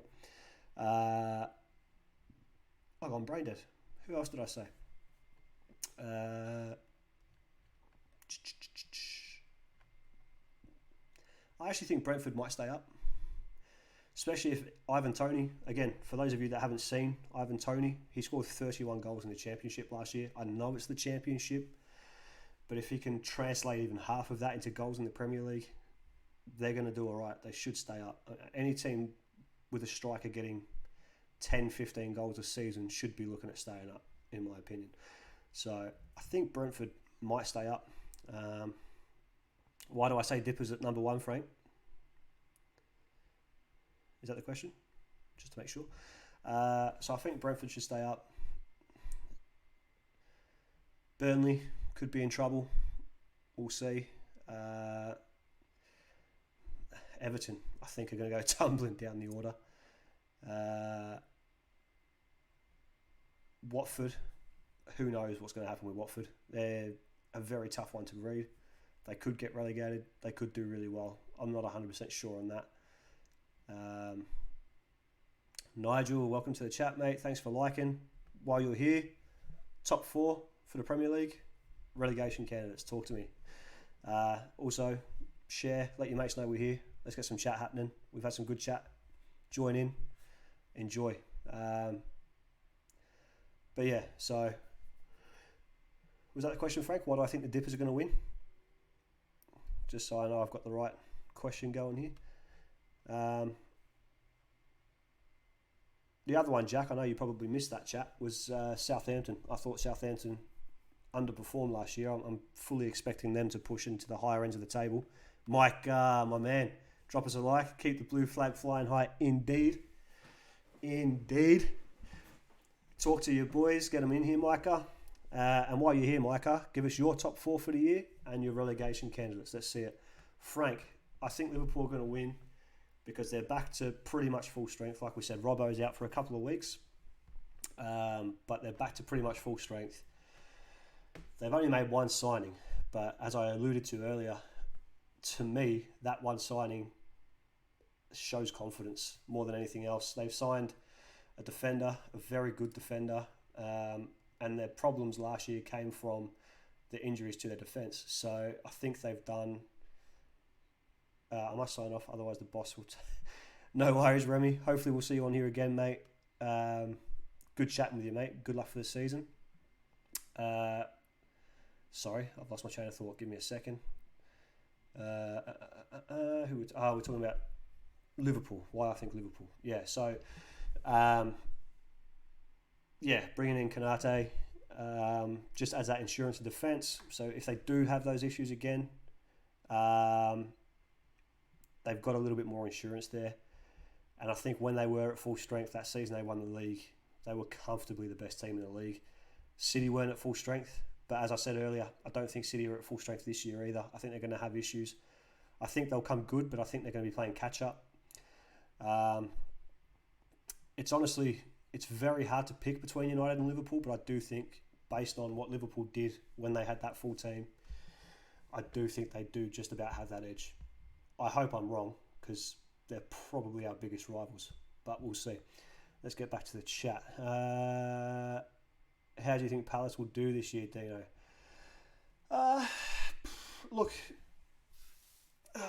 Let's have a look at my notes on Palace, shall we, Jack? Give me a second. What did I write down about Palace? Oh, they're against us for this game, aren't they? I don't think they're going to do well against us. And that's not just being a Chelsea fan. I think we've got a much superior squad. Where are we? Palace. I made a bunch of notes. Alright, so see, this is why I write notes, so I remember these things. So Jack, I don't know if you've seen this. Palace with Patrick Vieira in charge. I think a recipe for disaster. I really do. Look, they've brought in two really good players from Chelsea, on Gui and Gallagher. Young players, but very good players. Gallagher, I think especially, is going to be very important for them. They've brought Nathaniel Klein in. Look, no one's wetting the bed over that signing, but he knows the league. He's proven. He's solid. He's experienced. I think the biggest issue is going to come through Patrick Vieira. I don't think he's got the experience and pedigree to push up in the Premier League. I could be wrong. I just don't see it. No invincible season for Palace, I don't think. No, mate, no. Firmino in or out? As in, do I think Liverpool should keep him? Or I'm not too sure what the question is there, mate. Where do Spurs finish if they lose Kane? Oh, mate, Nigel, good question. The thing is, so here's how I look at it. Initially, my first instinct is like, they struggle to make top 10, right? But they've got Heung-min Son, who's a freak, right? As well as other good players, but Heung-min Son is an absolute freak. He's on another level. And if they sell Kane, it's not going to be for anything south of £100 million. They've got the money there to go and get it at a half-decent replacement or invest in a few good players throughout the squad. Lots of talk about dropping Firmino. I don't know how you do. I honestly think... sorry, Nigel, I'll finish with you first. Spurs, £100 million for Kane. They should be able to reinvest that money, if Daniel Levy lets them reinvest that money, and still push into European places, depending on who they can get in. So, where are we? Micah, thoughts on Palace? I think I answered that one already, didn't I? Palace, they struggle, okay? Where are we? Spurs, where do they finish? Firmino in or out? I don't think dropping Firmino is a good idea. I think, to be honest, he's quality. I hate to say that about any of Liverpool players, but he is quality. So I don't think dropping him is a great idea. Talking about Vieira, do you think he won't do a good job because he's not a good? Sorry, Carl, I don't get that one, mate. A good. Let's see.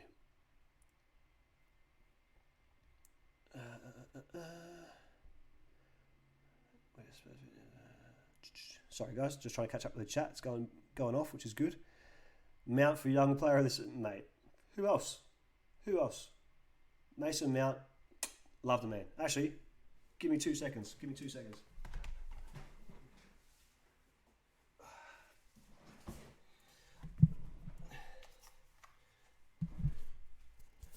We know who we are, don't we? Champions of Europe, personally signed, Mason Mount. Who else, Micah? Who else? Loving that. Where are we?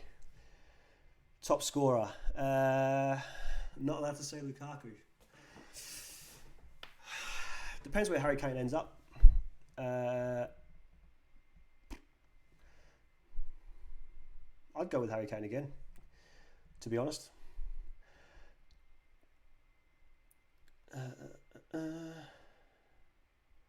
See you, Longley. Chat to you soon. How do you think Palace will do this year? We've done that. Relegation: Burnley, Palace, Newcastle. It's not unbelievable, Nigel. All of them. I mean, Newcastle for me nailed on. They're gone, but it's not unbelievable. That's for sure. Chelsea, Liverpool, United, City, says Micah. Yep, that's a pretty common top four. Burnley, Palace, we've done that. Firmino in or out. No invisible focus. Will City get Kane, Frank? If they do, I don't think it will be till January. Not a good coach, or because he won't be able to build a squad? I haven't seen enough of Vieira coaching, Carl, to really comment on that. I'm basing it on the level he's coached, and the ability to build a squad. Not because he won't attract players. I think players are going to want to play for Patrick Vieira. He was an all-time great. I think that'll happen. I think he'll attract players. He personally can attract players. Palace, not so much. So hopefully that gives you some insight. While you're here, Carl, thanks for coming along, mate. Top 4 relegation candidates. Hit us up. Celtic to win the league. Gerrard won League One. Eddie, do you know what, mate? I'll do a Scottish Premier League bit of a chat. We'll do a bit of that at some point for you, mate. I haven't looked into the Scottish League enough to comment on that, to be fair, Eddie. I don't know what signings you guys have made. I'm not sure what Rangers have done. So I'm not too sure. But no comment. Stevie G won't let that slip. Well, he's done it in the past, hasn't he, Frank? Who's a better manager, Gary Neville or Patrick?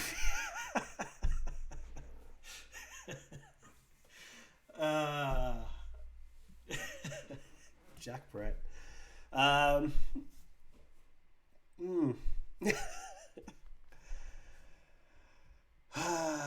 Let's give Vieira the benefit of the doubt, shall we? Jeez. Yeah, I don't see Vieira doing well in the Premier League. Could be wrong.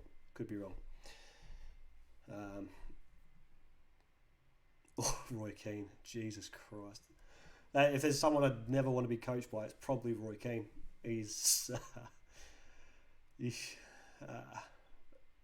I'll pass on that, Frank. He's probably the bottom of the 3 for me. Not on ability, mind you.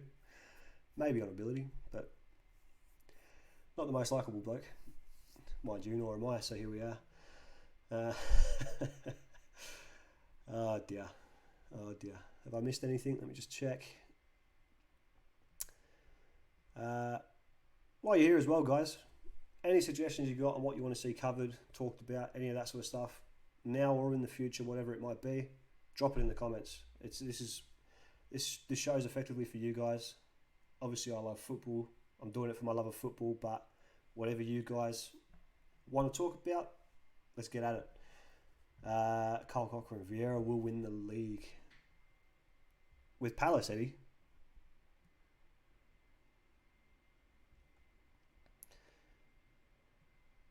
Him and Mike are gold, though.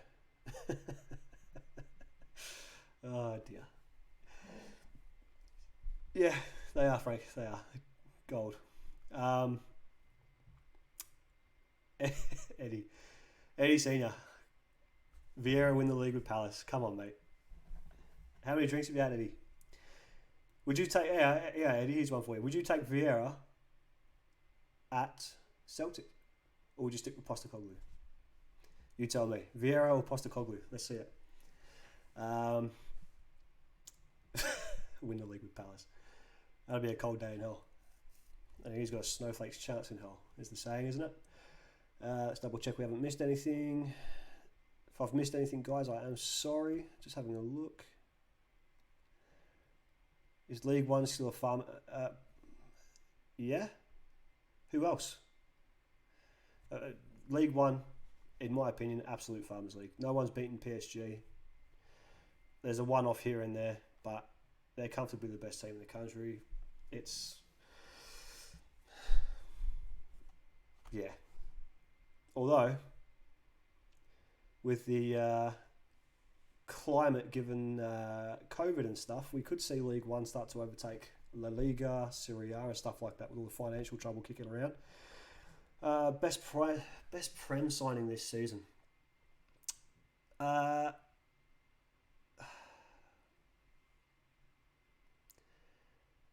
I'll stick to a big signing. I'm going to say Varane. I think Raphael Varane is a seriously good signing. I'd love to have him at Chelsea. I can't pretend I wouldn't. I think he's a very, very good defender, and I think he's going to do good things for United. I think he's a very good signing. Who wins the best and fairest in each of your top 4? Right, let's go through it. United, I'm going to say Raphael Varane. Liverpool, VVD. If he's back to full fitness, he'll win it for them again. City, that's a bit harder to say with City, but I'm going to go with Kevin De Bruyne. And for Chelsea, I'm actually thinking Kai Havertz is going to have a massive season. Hakim Ziyech, which for anyone who knows my views on Hakim Ziyech, you'd probably choke on me saying this. Hakim Ziyech has had a massive pre-season. He's been really, really good. And if he continues that on, he'll be in with a shout. But I think Kai Havertz for Chelsea is going to have a massive year. So that's my best and fairest for those top 4. Dushko, what do you reckon? You tell me yours. Micah, who's your top signing for the Prem this season? Frank Zanetti, Lille did. Like I said, Frank, there's one-offs here and there, but PSG are comfortably the best French team. They've got the money, they've got the clout, and realistically, if Lille pushed them for 2 or 3 seasons in a row, PSG will just come along and buy Lille's team off them, won't they? So, give me 2 seconds, sorry guys.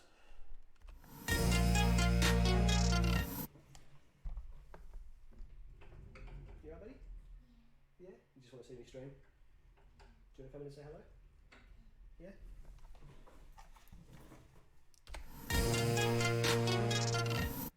Sorry guys, my little boy wanted to come say hello. I just heard the door creaking open.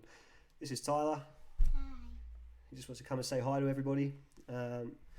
Will we see Haaland in the EPL? Not this season, but I think we will, yeah. It's a good question, Eddie. I took it in my stride, but it's a very good question. I won't repeat it because my son's behind me. But yeah, you can probably read that one for yourself, Dushko. Yeah, you want to hang around for a bit? Okay. Yeah, you can get yourself a chair if you want. Okay. Yeah.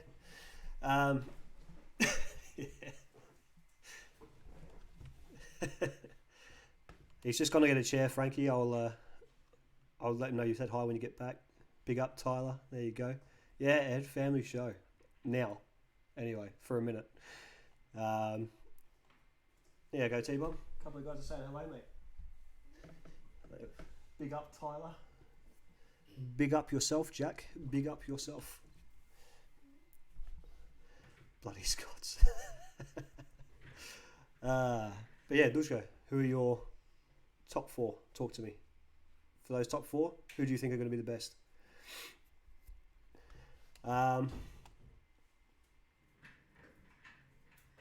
Here's a question for you then, Frank. Do you reckon Lille can do it again this year?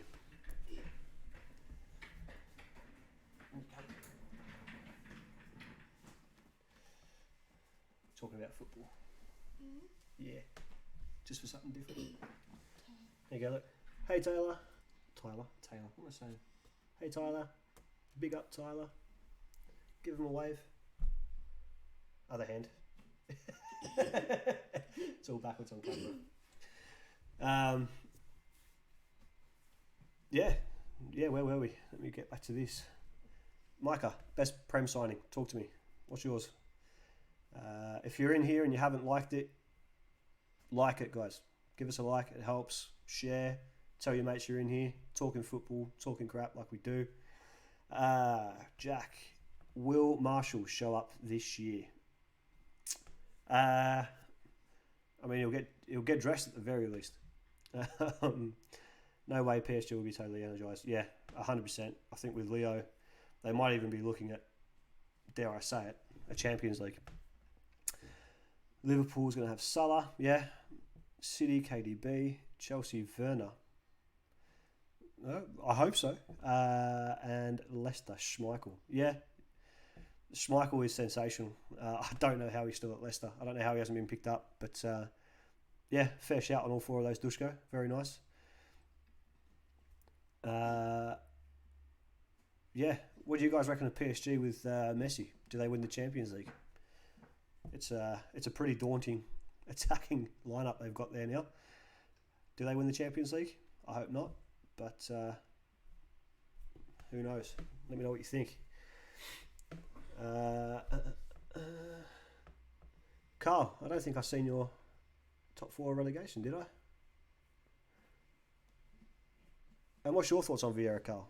Do you think he can put Palace up the right end of the table?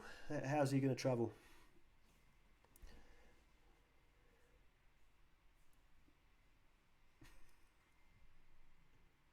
Yeah. Let's make sure we didn't miss anything.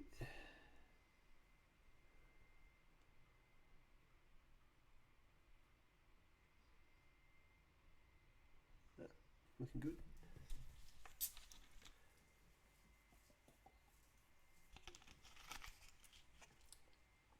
By the way, if any of you are wizards with this streaming stuff, feel free to give me pointers, because I would like to be much better at this than I am. So, Ed in, thanks for the like, mate. Good to see you here. Hope you're doing well. While you're here, Eddie, give us your top 4 for the Premier League, relegation candidates for the Premier League. Let's hear them. And yeah, please share, man. Get some football people in here. We've got some good chat going, good bit of banter. Yeah, the bigger we get this community, the more fun we can have. So, really appreciate you being here, man.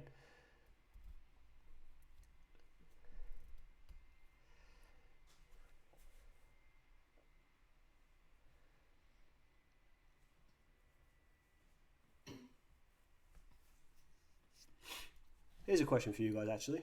Who was genuinely surprised about Messi going to PSG? Genuinely surprised. I'm not sure about Vieira, same as you, not seen enough of his coat. I think maybe another big name given top job, not quality. Yeah, no, I think you're right, Carl. And like I said, I think you look at similar sort of coaches, they attract players because who they were as players. They do have that clout with people, especially when you played at the level of Vieira. I mean, it's hard to argue that he's not one of the greatest to play the game. I'm sure there's guys out there that want to learn from him, but especially when he's at Palace, I can't see him. I can't see how he's going to push that ship up the right end. Edvin, Liverpool first, don't care for the rest. Fair enough, Edvin. Fair enough. I do have them as my title favourites. United close second. I think you guys are going to be very, very tough to stop this year.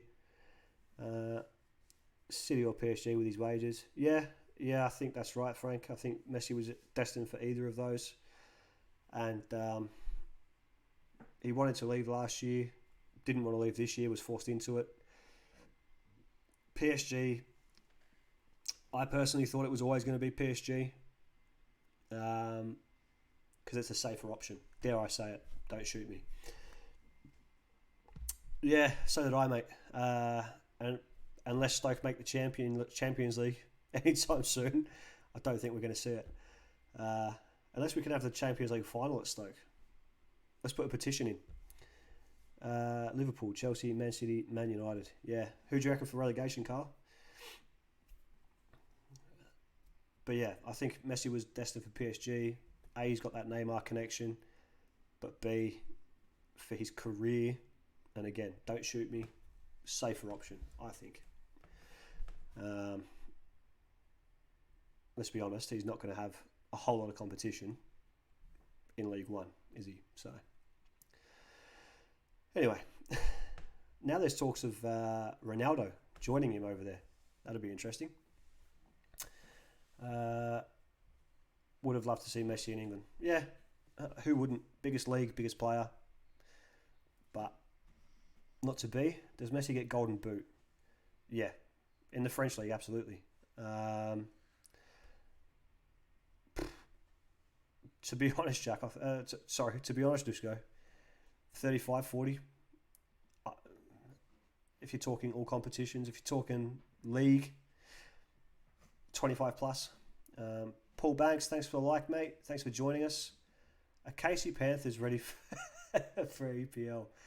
Do you know what, mate? If you're talking about Frank's under 16, 18, they're 100% ready for MPL. And that's part of the problem with the system in this country. You've got a team there that's more than capable of competing with teams in the MPL that just don't get a shout. And it's ridiculous. Best team should be playing in the best league, as far as I'm concerned. But it's all about money here. As I've said many times, the money pyramid in this country is upside down. Arsenal relegation. I wonder what your incentive is for that one. I really felt for Messi not being able to take a pay cut at Barcelona, crying like a baby, showed his colours, wanted the money, was prepared to take less. I think, from what I heard, Carl, he did take a 50% pay cut. He was asked to take a 50% pay cut, is the way I should word it properly, and he agreed to take that 50% pay cut. He was told that everything was going to be sweet, and then it turned out not to be. There's so many varying stories on this, it's hard to know exactly what's gone on behind the scenes, but I don't think he wanted to leave Barcelona, but obviously money's always going to play a part. So, Dad, yeah, buddy. am I on TV? Are you on it? Kind of. Yeah. Yeah, no, Carl, that's the story I heard, was that he was asked to take the 50% pay cut. He agreed to take the 50% pay cut. And then people started slamming him afterwards. The media started slamming him afterwards for not taking a bigger pay cut. And his response was, I was never asked to take a bigger pay cut. So he was told it was all going to be sweet. He went to get, basically, he was ready to come back and train. And they told him, sorry, it's not worked out that way.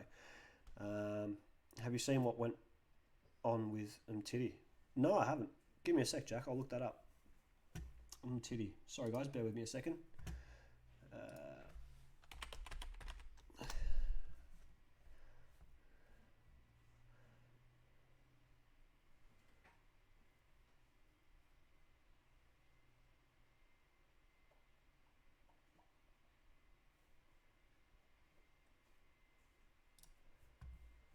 Here we go.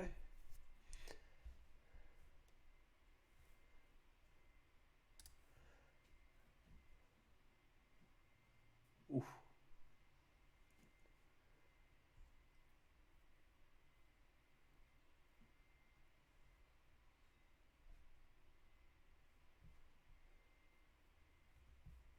Jeez. So did you watch that game, Jack? What was the whole what was the whole situation? Oh, they were having a go at Umtiti for not taking a pay cut to keep Messi at the club. That's ridiculous. That's absolutely. I think there was 3 or 4 players though that the Barcelona fans were slamming over it. Do you see that one Barcelona fan put in a legal case in court to try and stop the transfer to PSG, basically saying that PSG haven't conformed to financial fair play rules and all that sort of stuff? I think the Barcelona fans are just losing their mind, mate. They're losing their mind. Paul Banks, who's going to be the best sign in the EPL this year? I said that before, Paul. I think it's going to be. I think it's going to be Rafael Varane. I think he's going to be a very influential player for United. I hate to say it. I think that's a quality signing. I really do. But interested in your feedback, mate. Who do you think? Also, while you're here, top 4 relegation candidates. Who have you got? Liverpool, best singers every year. No comment, Carl, I guess? No? Yeah. They're the most well-known singers. You can't argue that. Edward McCullum might have something to say about that with the You'll Never Walk Alone thing. I'm sure he's got something to say about it, but I didn't. I just heard every time he was on the ball, he was booed. Yeah, it's not on. We were in for him when he went to Real Madrid. Yeah. Chelsea were linked with him years ago. I think just before he went to Real Madrid, I think Chelsea were linked with him as well. And I think Frankie is... It's hard to argue that he's a quality signing. I think he's... Jadon Sancho is going to be a great signing. Don't get me wrong. I just think United have attacking options. They struggled with defensive options.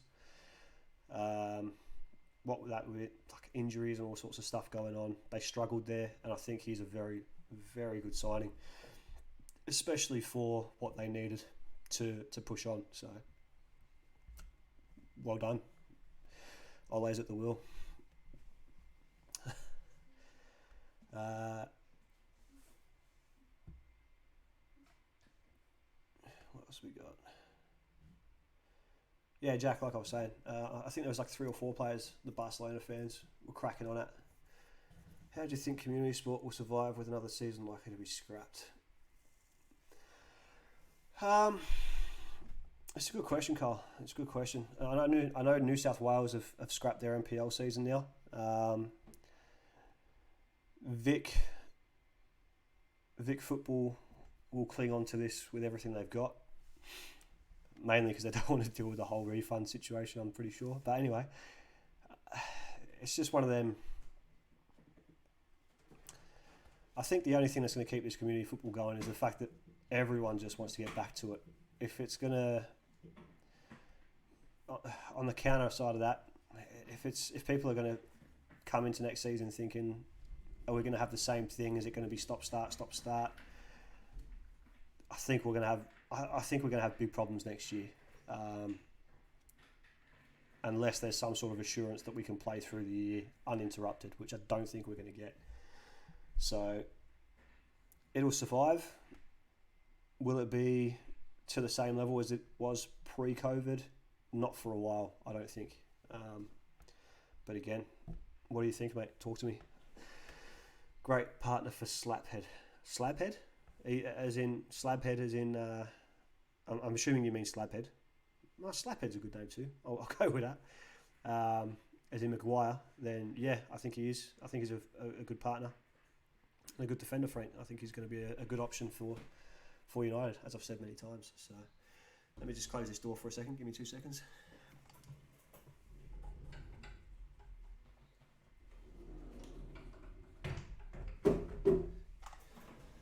Sorry, guys.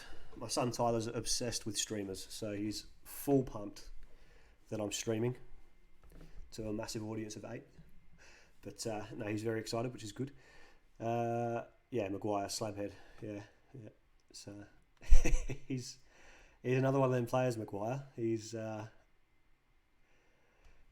very up and down, shall we say? Very up and down. But yeah, it's hard to look past that as the best signing for me. But Paul, let us know what you think, mate. Who's your best signing?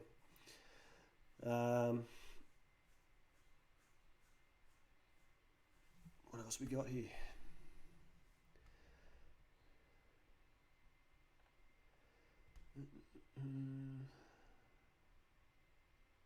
Just trying to make sure I don't miss anyone. Sorry, bear with me.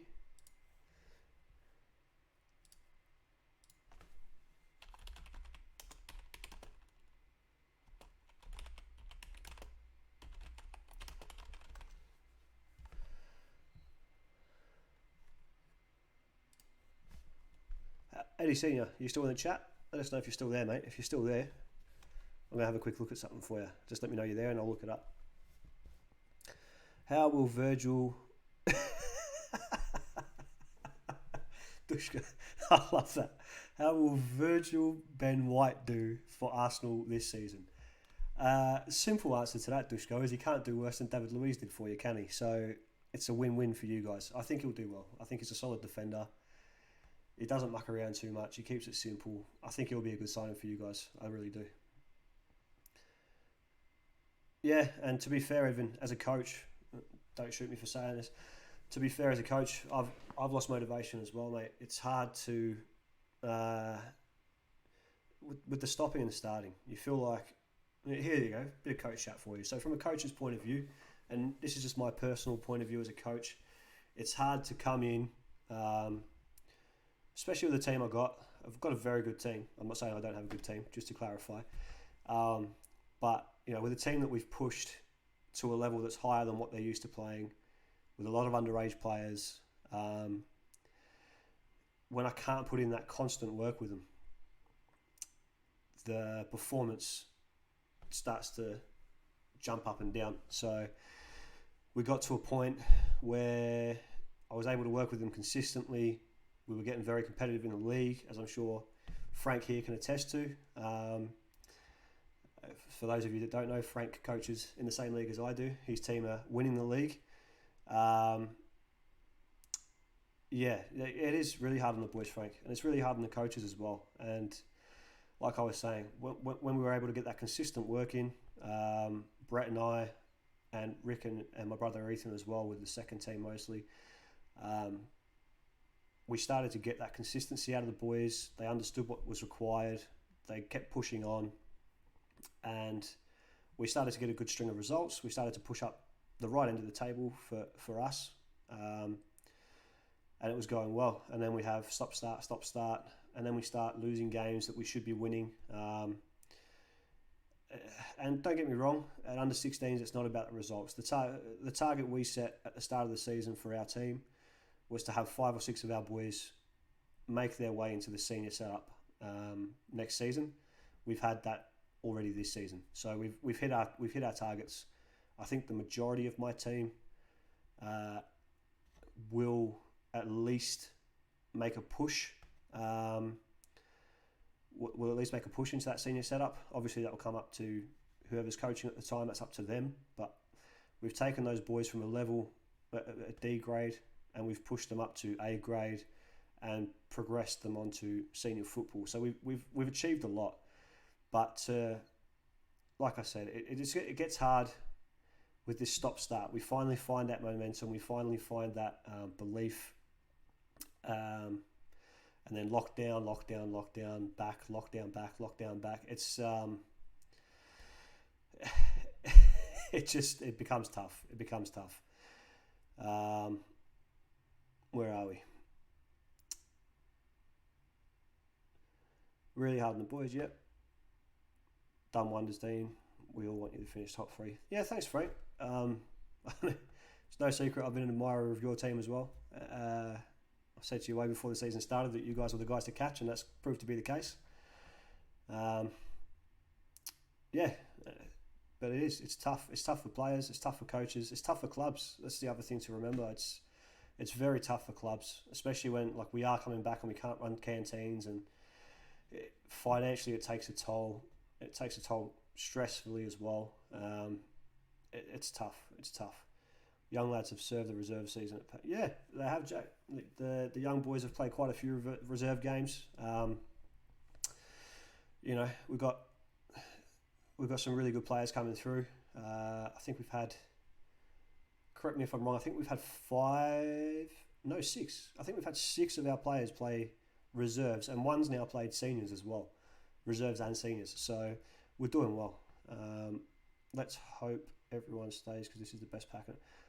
Evan, 100%, man, 100%. I'm so proud of where the club's at.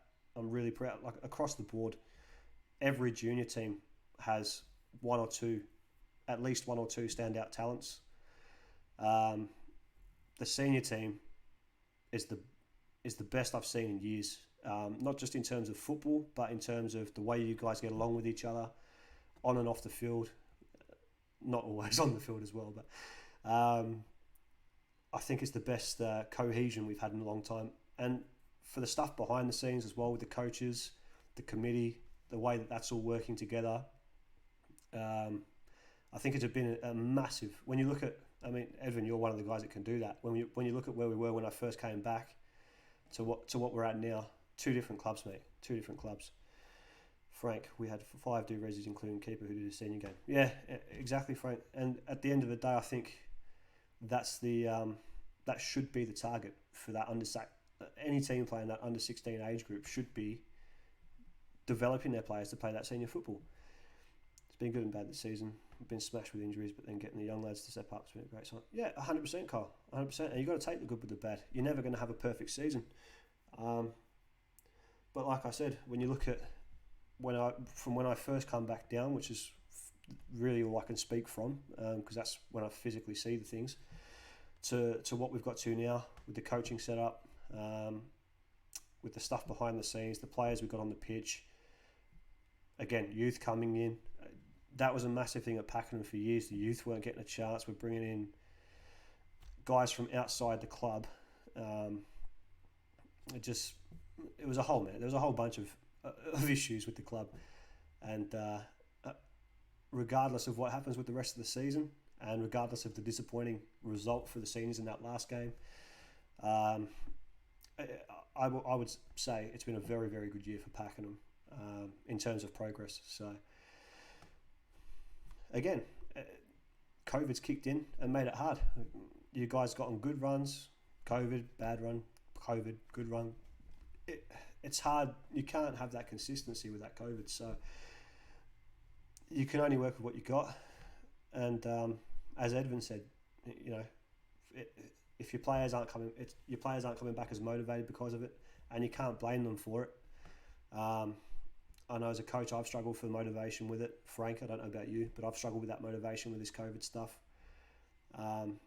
It's hard to keep pushing on when you're always thinking, well, next week we're going to get shut down. What's the point? So,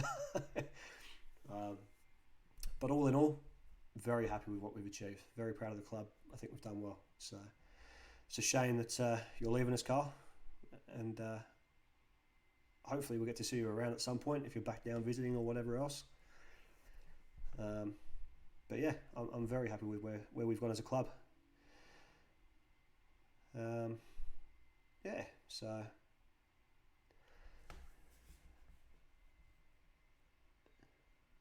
actually on that note, Jack, about the young lads playing for reserves, I want to say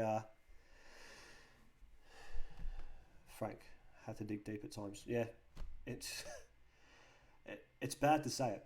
It's bad to say it because I'm sure a few of my young boys will see this, but it's hard to stay motivated with these situations going on. So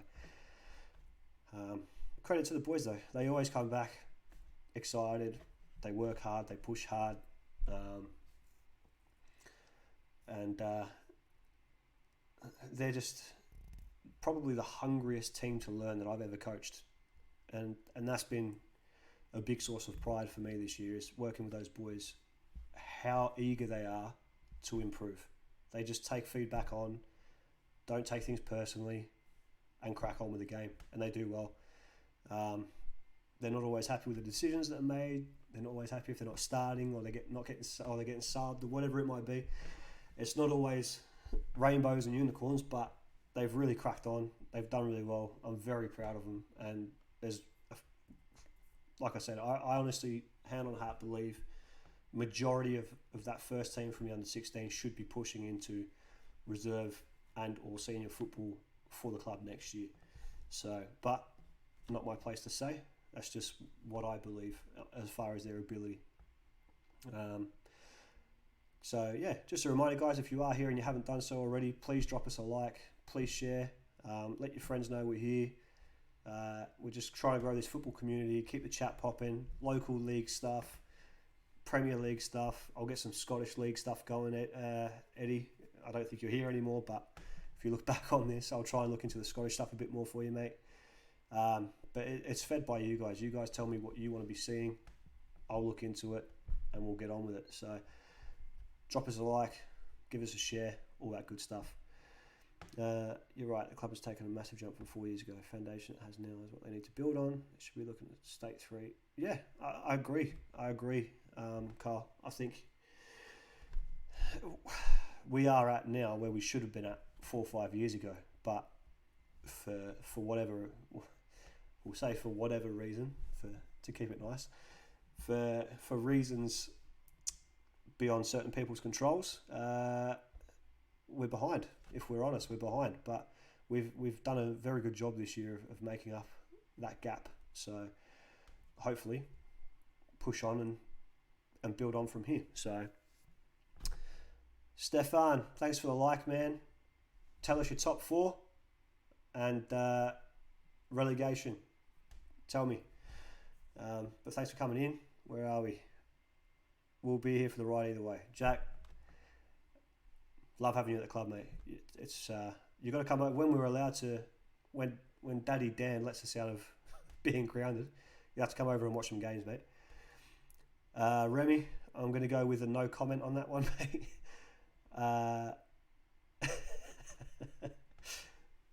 Yeah, let's just stick with a no comment on that one. Stefan, top 4, relegation. Talk to me. Let's move on to Champions League. Boys, who's your favourite for Champions League? Who's going to win the Champions League this year? I'm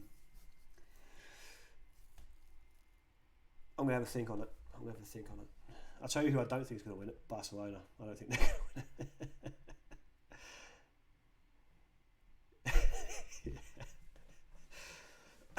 trying to get me in trouble, Remy. Liverpool. Do you know what, Edvin? I get what you're saying. They are a shout.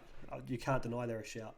Obviously, I've got them as favourites for the Premier League, and if you look recently in European competition, especially the Champions League, English teams have been doing very well. So I'd have a say as whoever does well in England is going to do well in Europe. And Liverpool and United on that front are going to be pretty hard to look past. Chelsea have a lot of depth. PSG versus Chelsea final. Yeah, we do have a lot of depth, especially attacking. I think our pitfall, and why I don't have us favourites nailed on favourites, our pitfall is our defence is ageing. We do have a number of defenders, but a number of our defenders are also old. So it's a matter of how fit they can keep, and how well they can endure that season. So attacking depth, plenty. If Timo can score goals and not be offside all the time, and Lukaku can bang in, which I'm sure he can. If you look at his history, he's a very good goal scorer, if nothing else.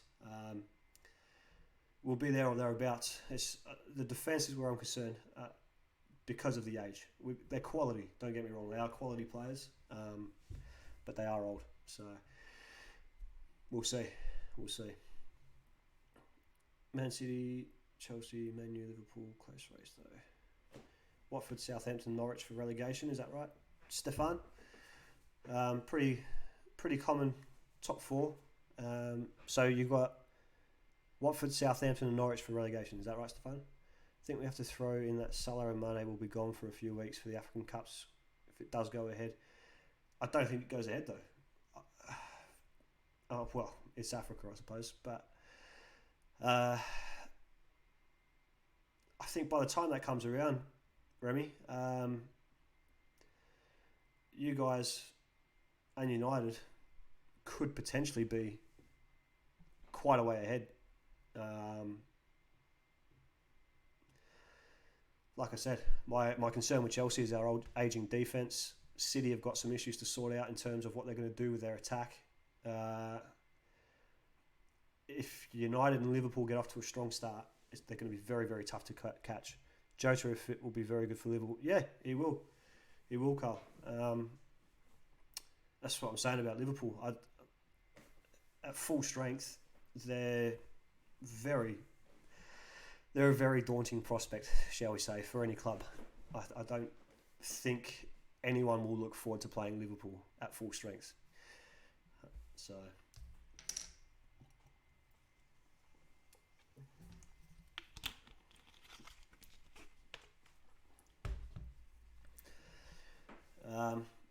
that's what I was about to say. So for the likes of Jack, Carl, Edvin, you guys from Pakenham that are in the chat, just want to say thank you for looking after my boys when they do come up. I know they love playing with you guys. They love getting that opportunity, and they really thrive on being around that older age group and training with you and playing with you and stuff like that. So thank you for the time you put into those boys, guys. I do appreciate it. It makes my life easier because they come back with a little bit more experience and a bit more confidence, and that breeds into the rest of the team. So thank you for your time there. It's much appreciated. So, Frank, are you around, mate?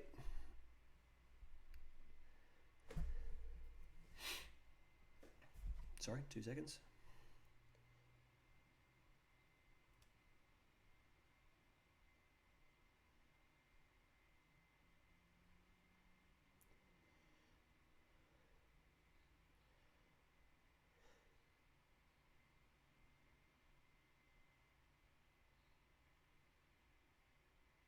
Sorry, guys.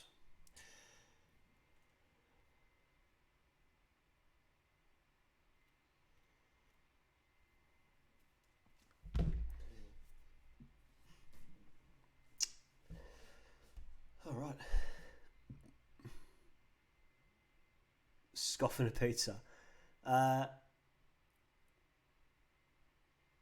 Yeah, it is, Edvin. It's a good young players coming in.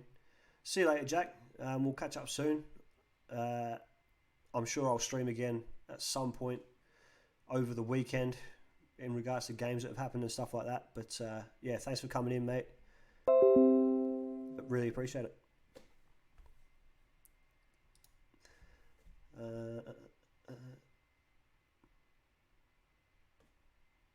Yeah, sorry, Edwin.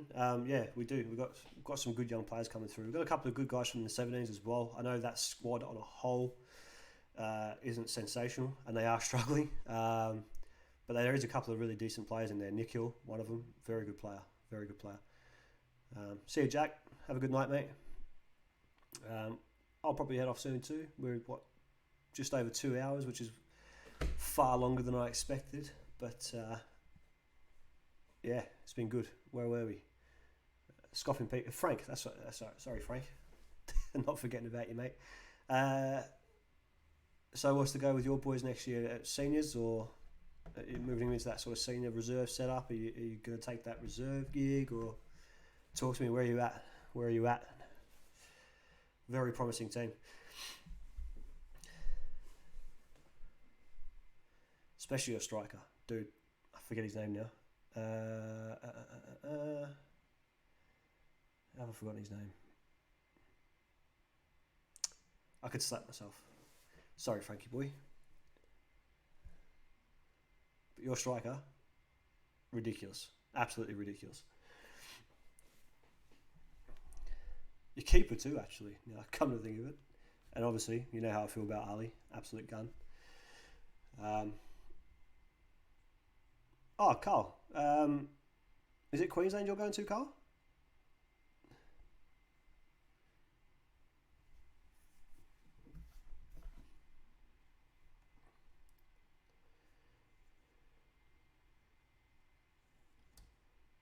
If it's Queensland, or wherever you're going, have you got a club lined up you're going to, or are you going to be involved in a club, or what's your plans football-wise? See you, Edvin. Catch you soon, mate. Like I said, we'll be streaming again soon. We're on Football Forum on Facebook. That's where most of my announcements will be. Hopefully we'll see you around, mate. Have a good night. So you're going to stick with that, Frankie boy? You're going to do that, are you, mate? Been asked to coach Rezzies and bring up about 8 or so. Yeah, doesn't surprise me. Your team, mate. Insane. Retired, Carl. Shame, man. Shame. Oh, well. Enjoy getting a bit of a break, mate. Hopefully the lockdowns are less stringent as well. Fun.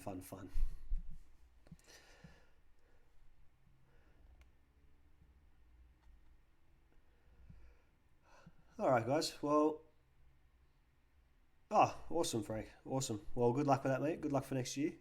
If I don't see you again this year, I'm not holding my breath, if I'm honest. But we'll see what happens. But I might wrap it up. That's 2 hours, 10 minutes. Absolutely raffed with this for a first stream, guys. Thank you for all your input, participation, all that good stuff. Please do let your mates know about it. Anyone that's obsessed with football, get them in here. The more people we have in here, we get these conversations bumping off each other. It's good fun. So really loved having you guys here. Hopefully you're enjoying it. Like I said, any content you guys want to see, let me know. Throw it in the comments, whatever it might be. Send me a message, and I'll look into that for you. So thanks, Dushko. Thanks for getting the boys in, mate. Appreciate the support. Yeah, see you guys sometime again this weekend, I'm sure. So catch up soon. Thank you.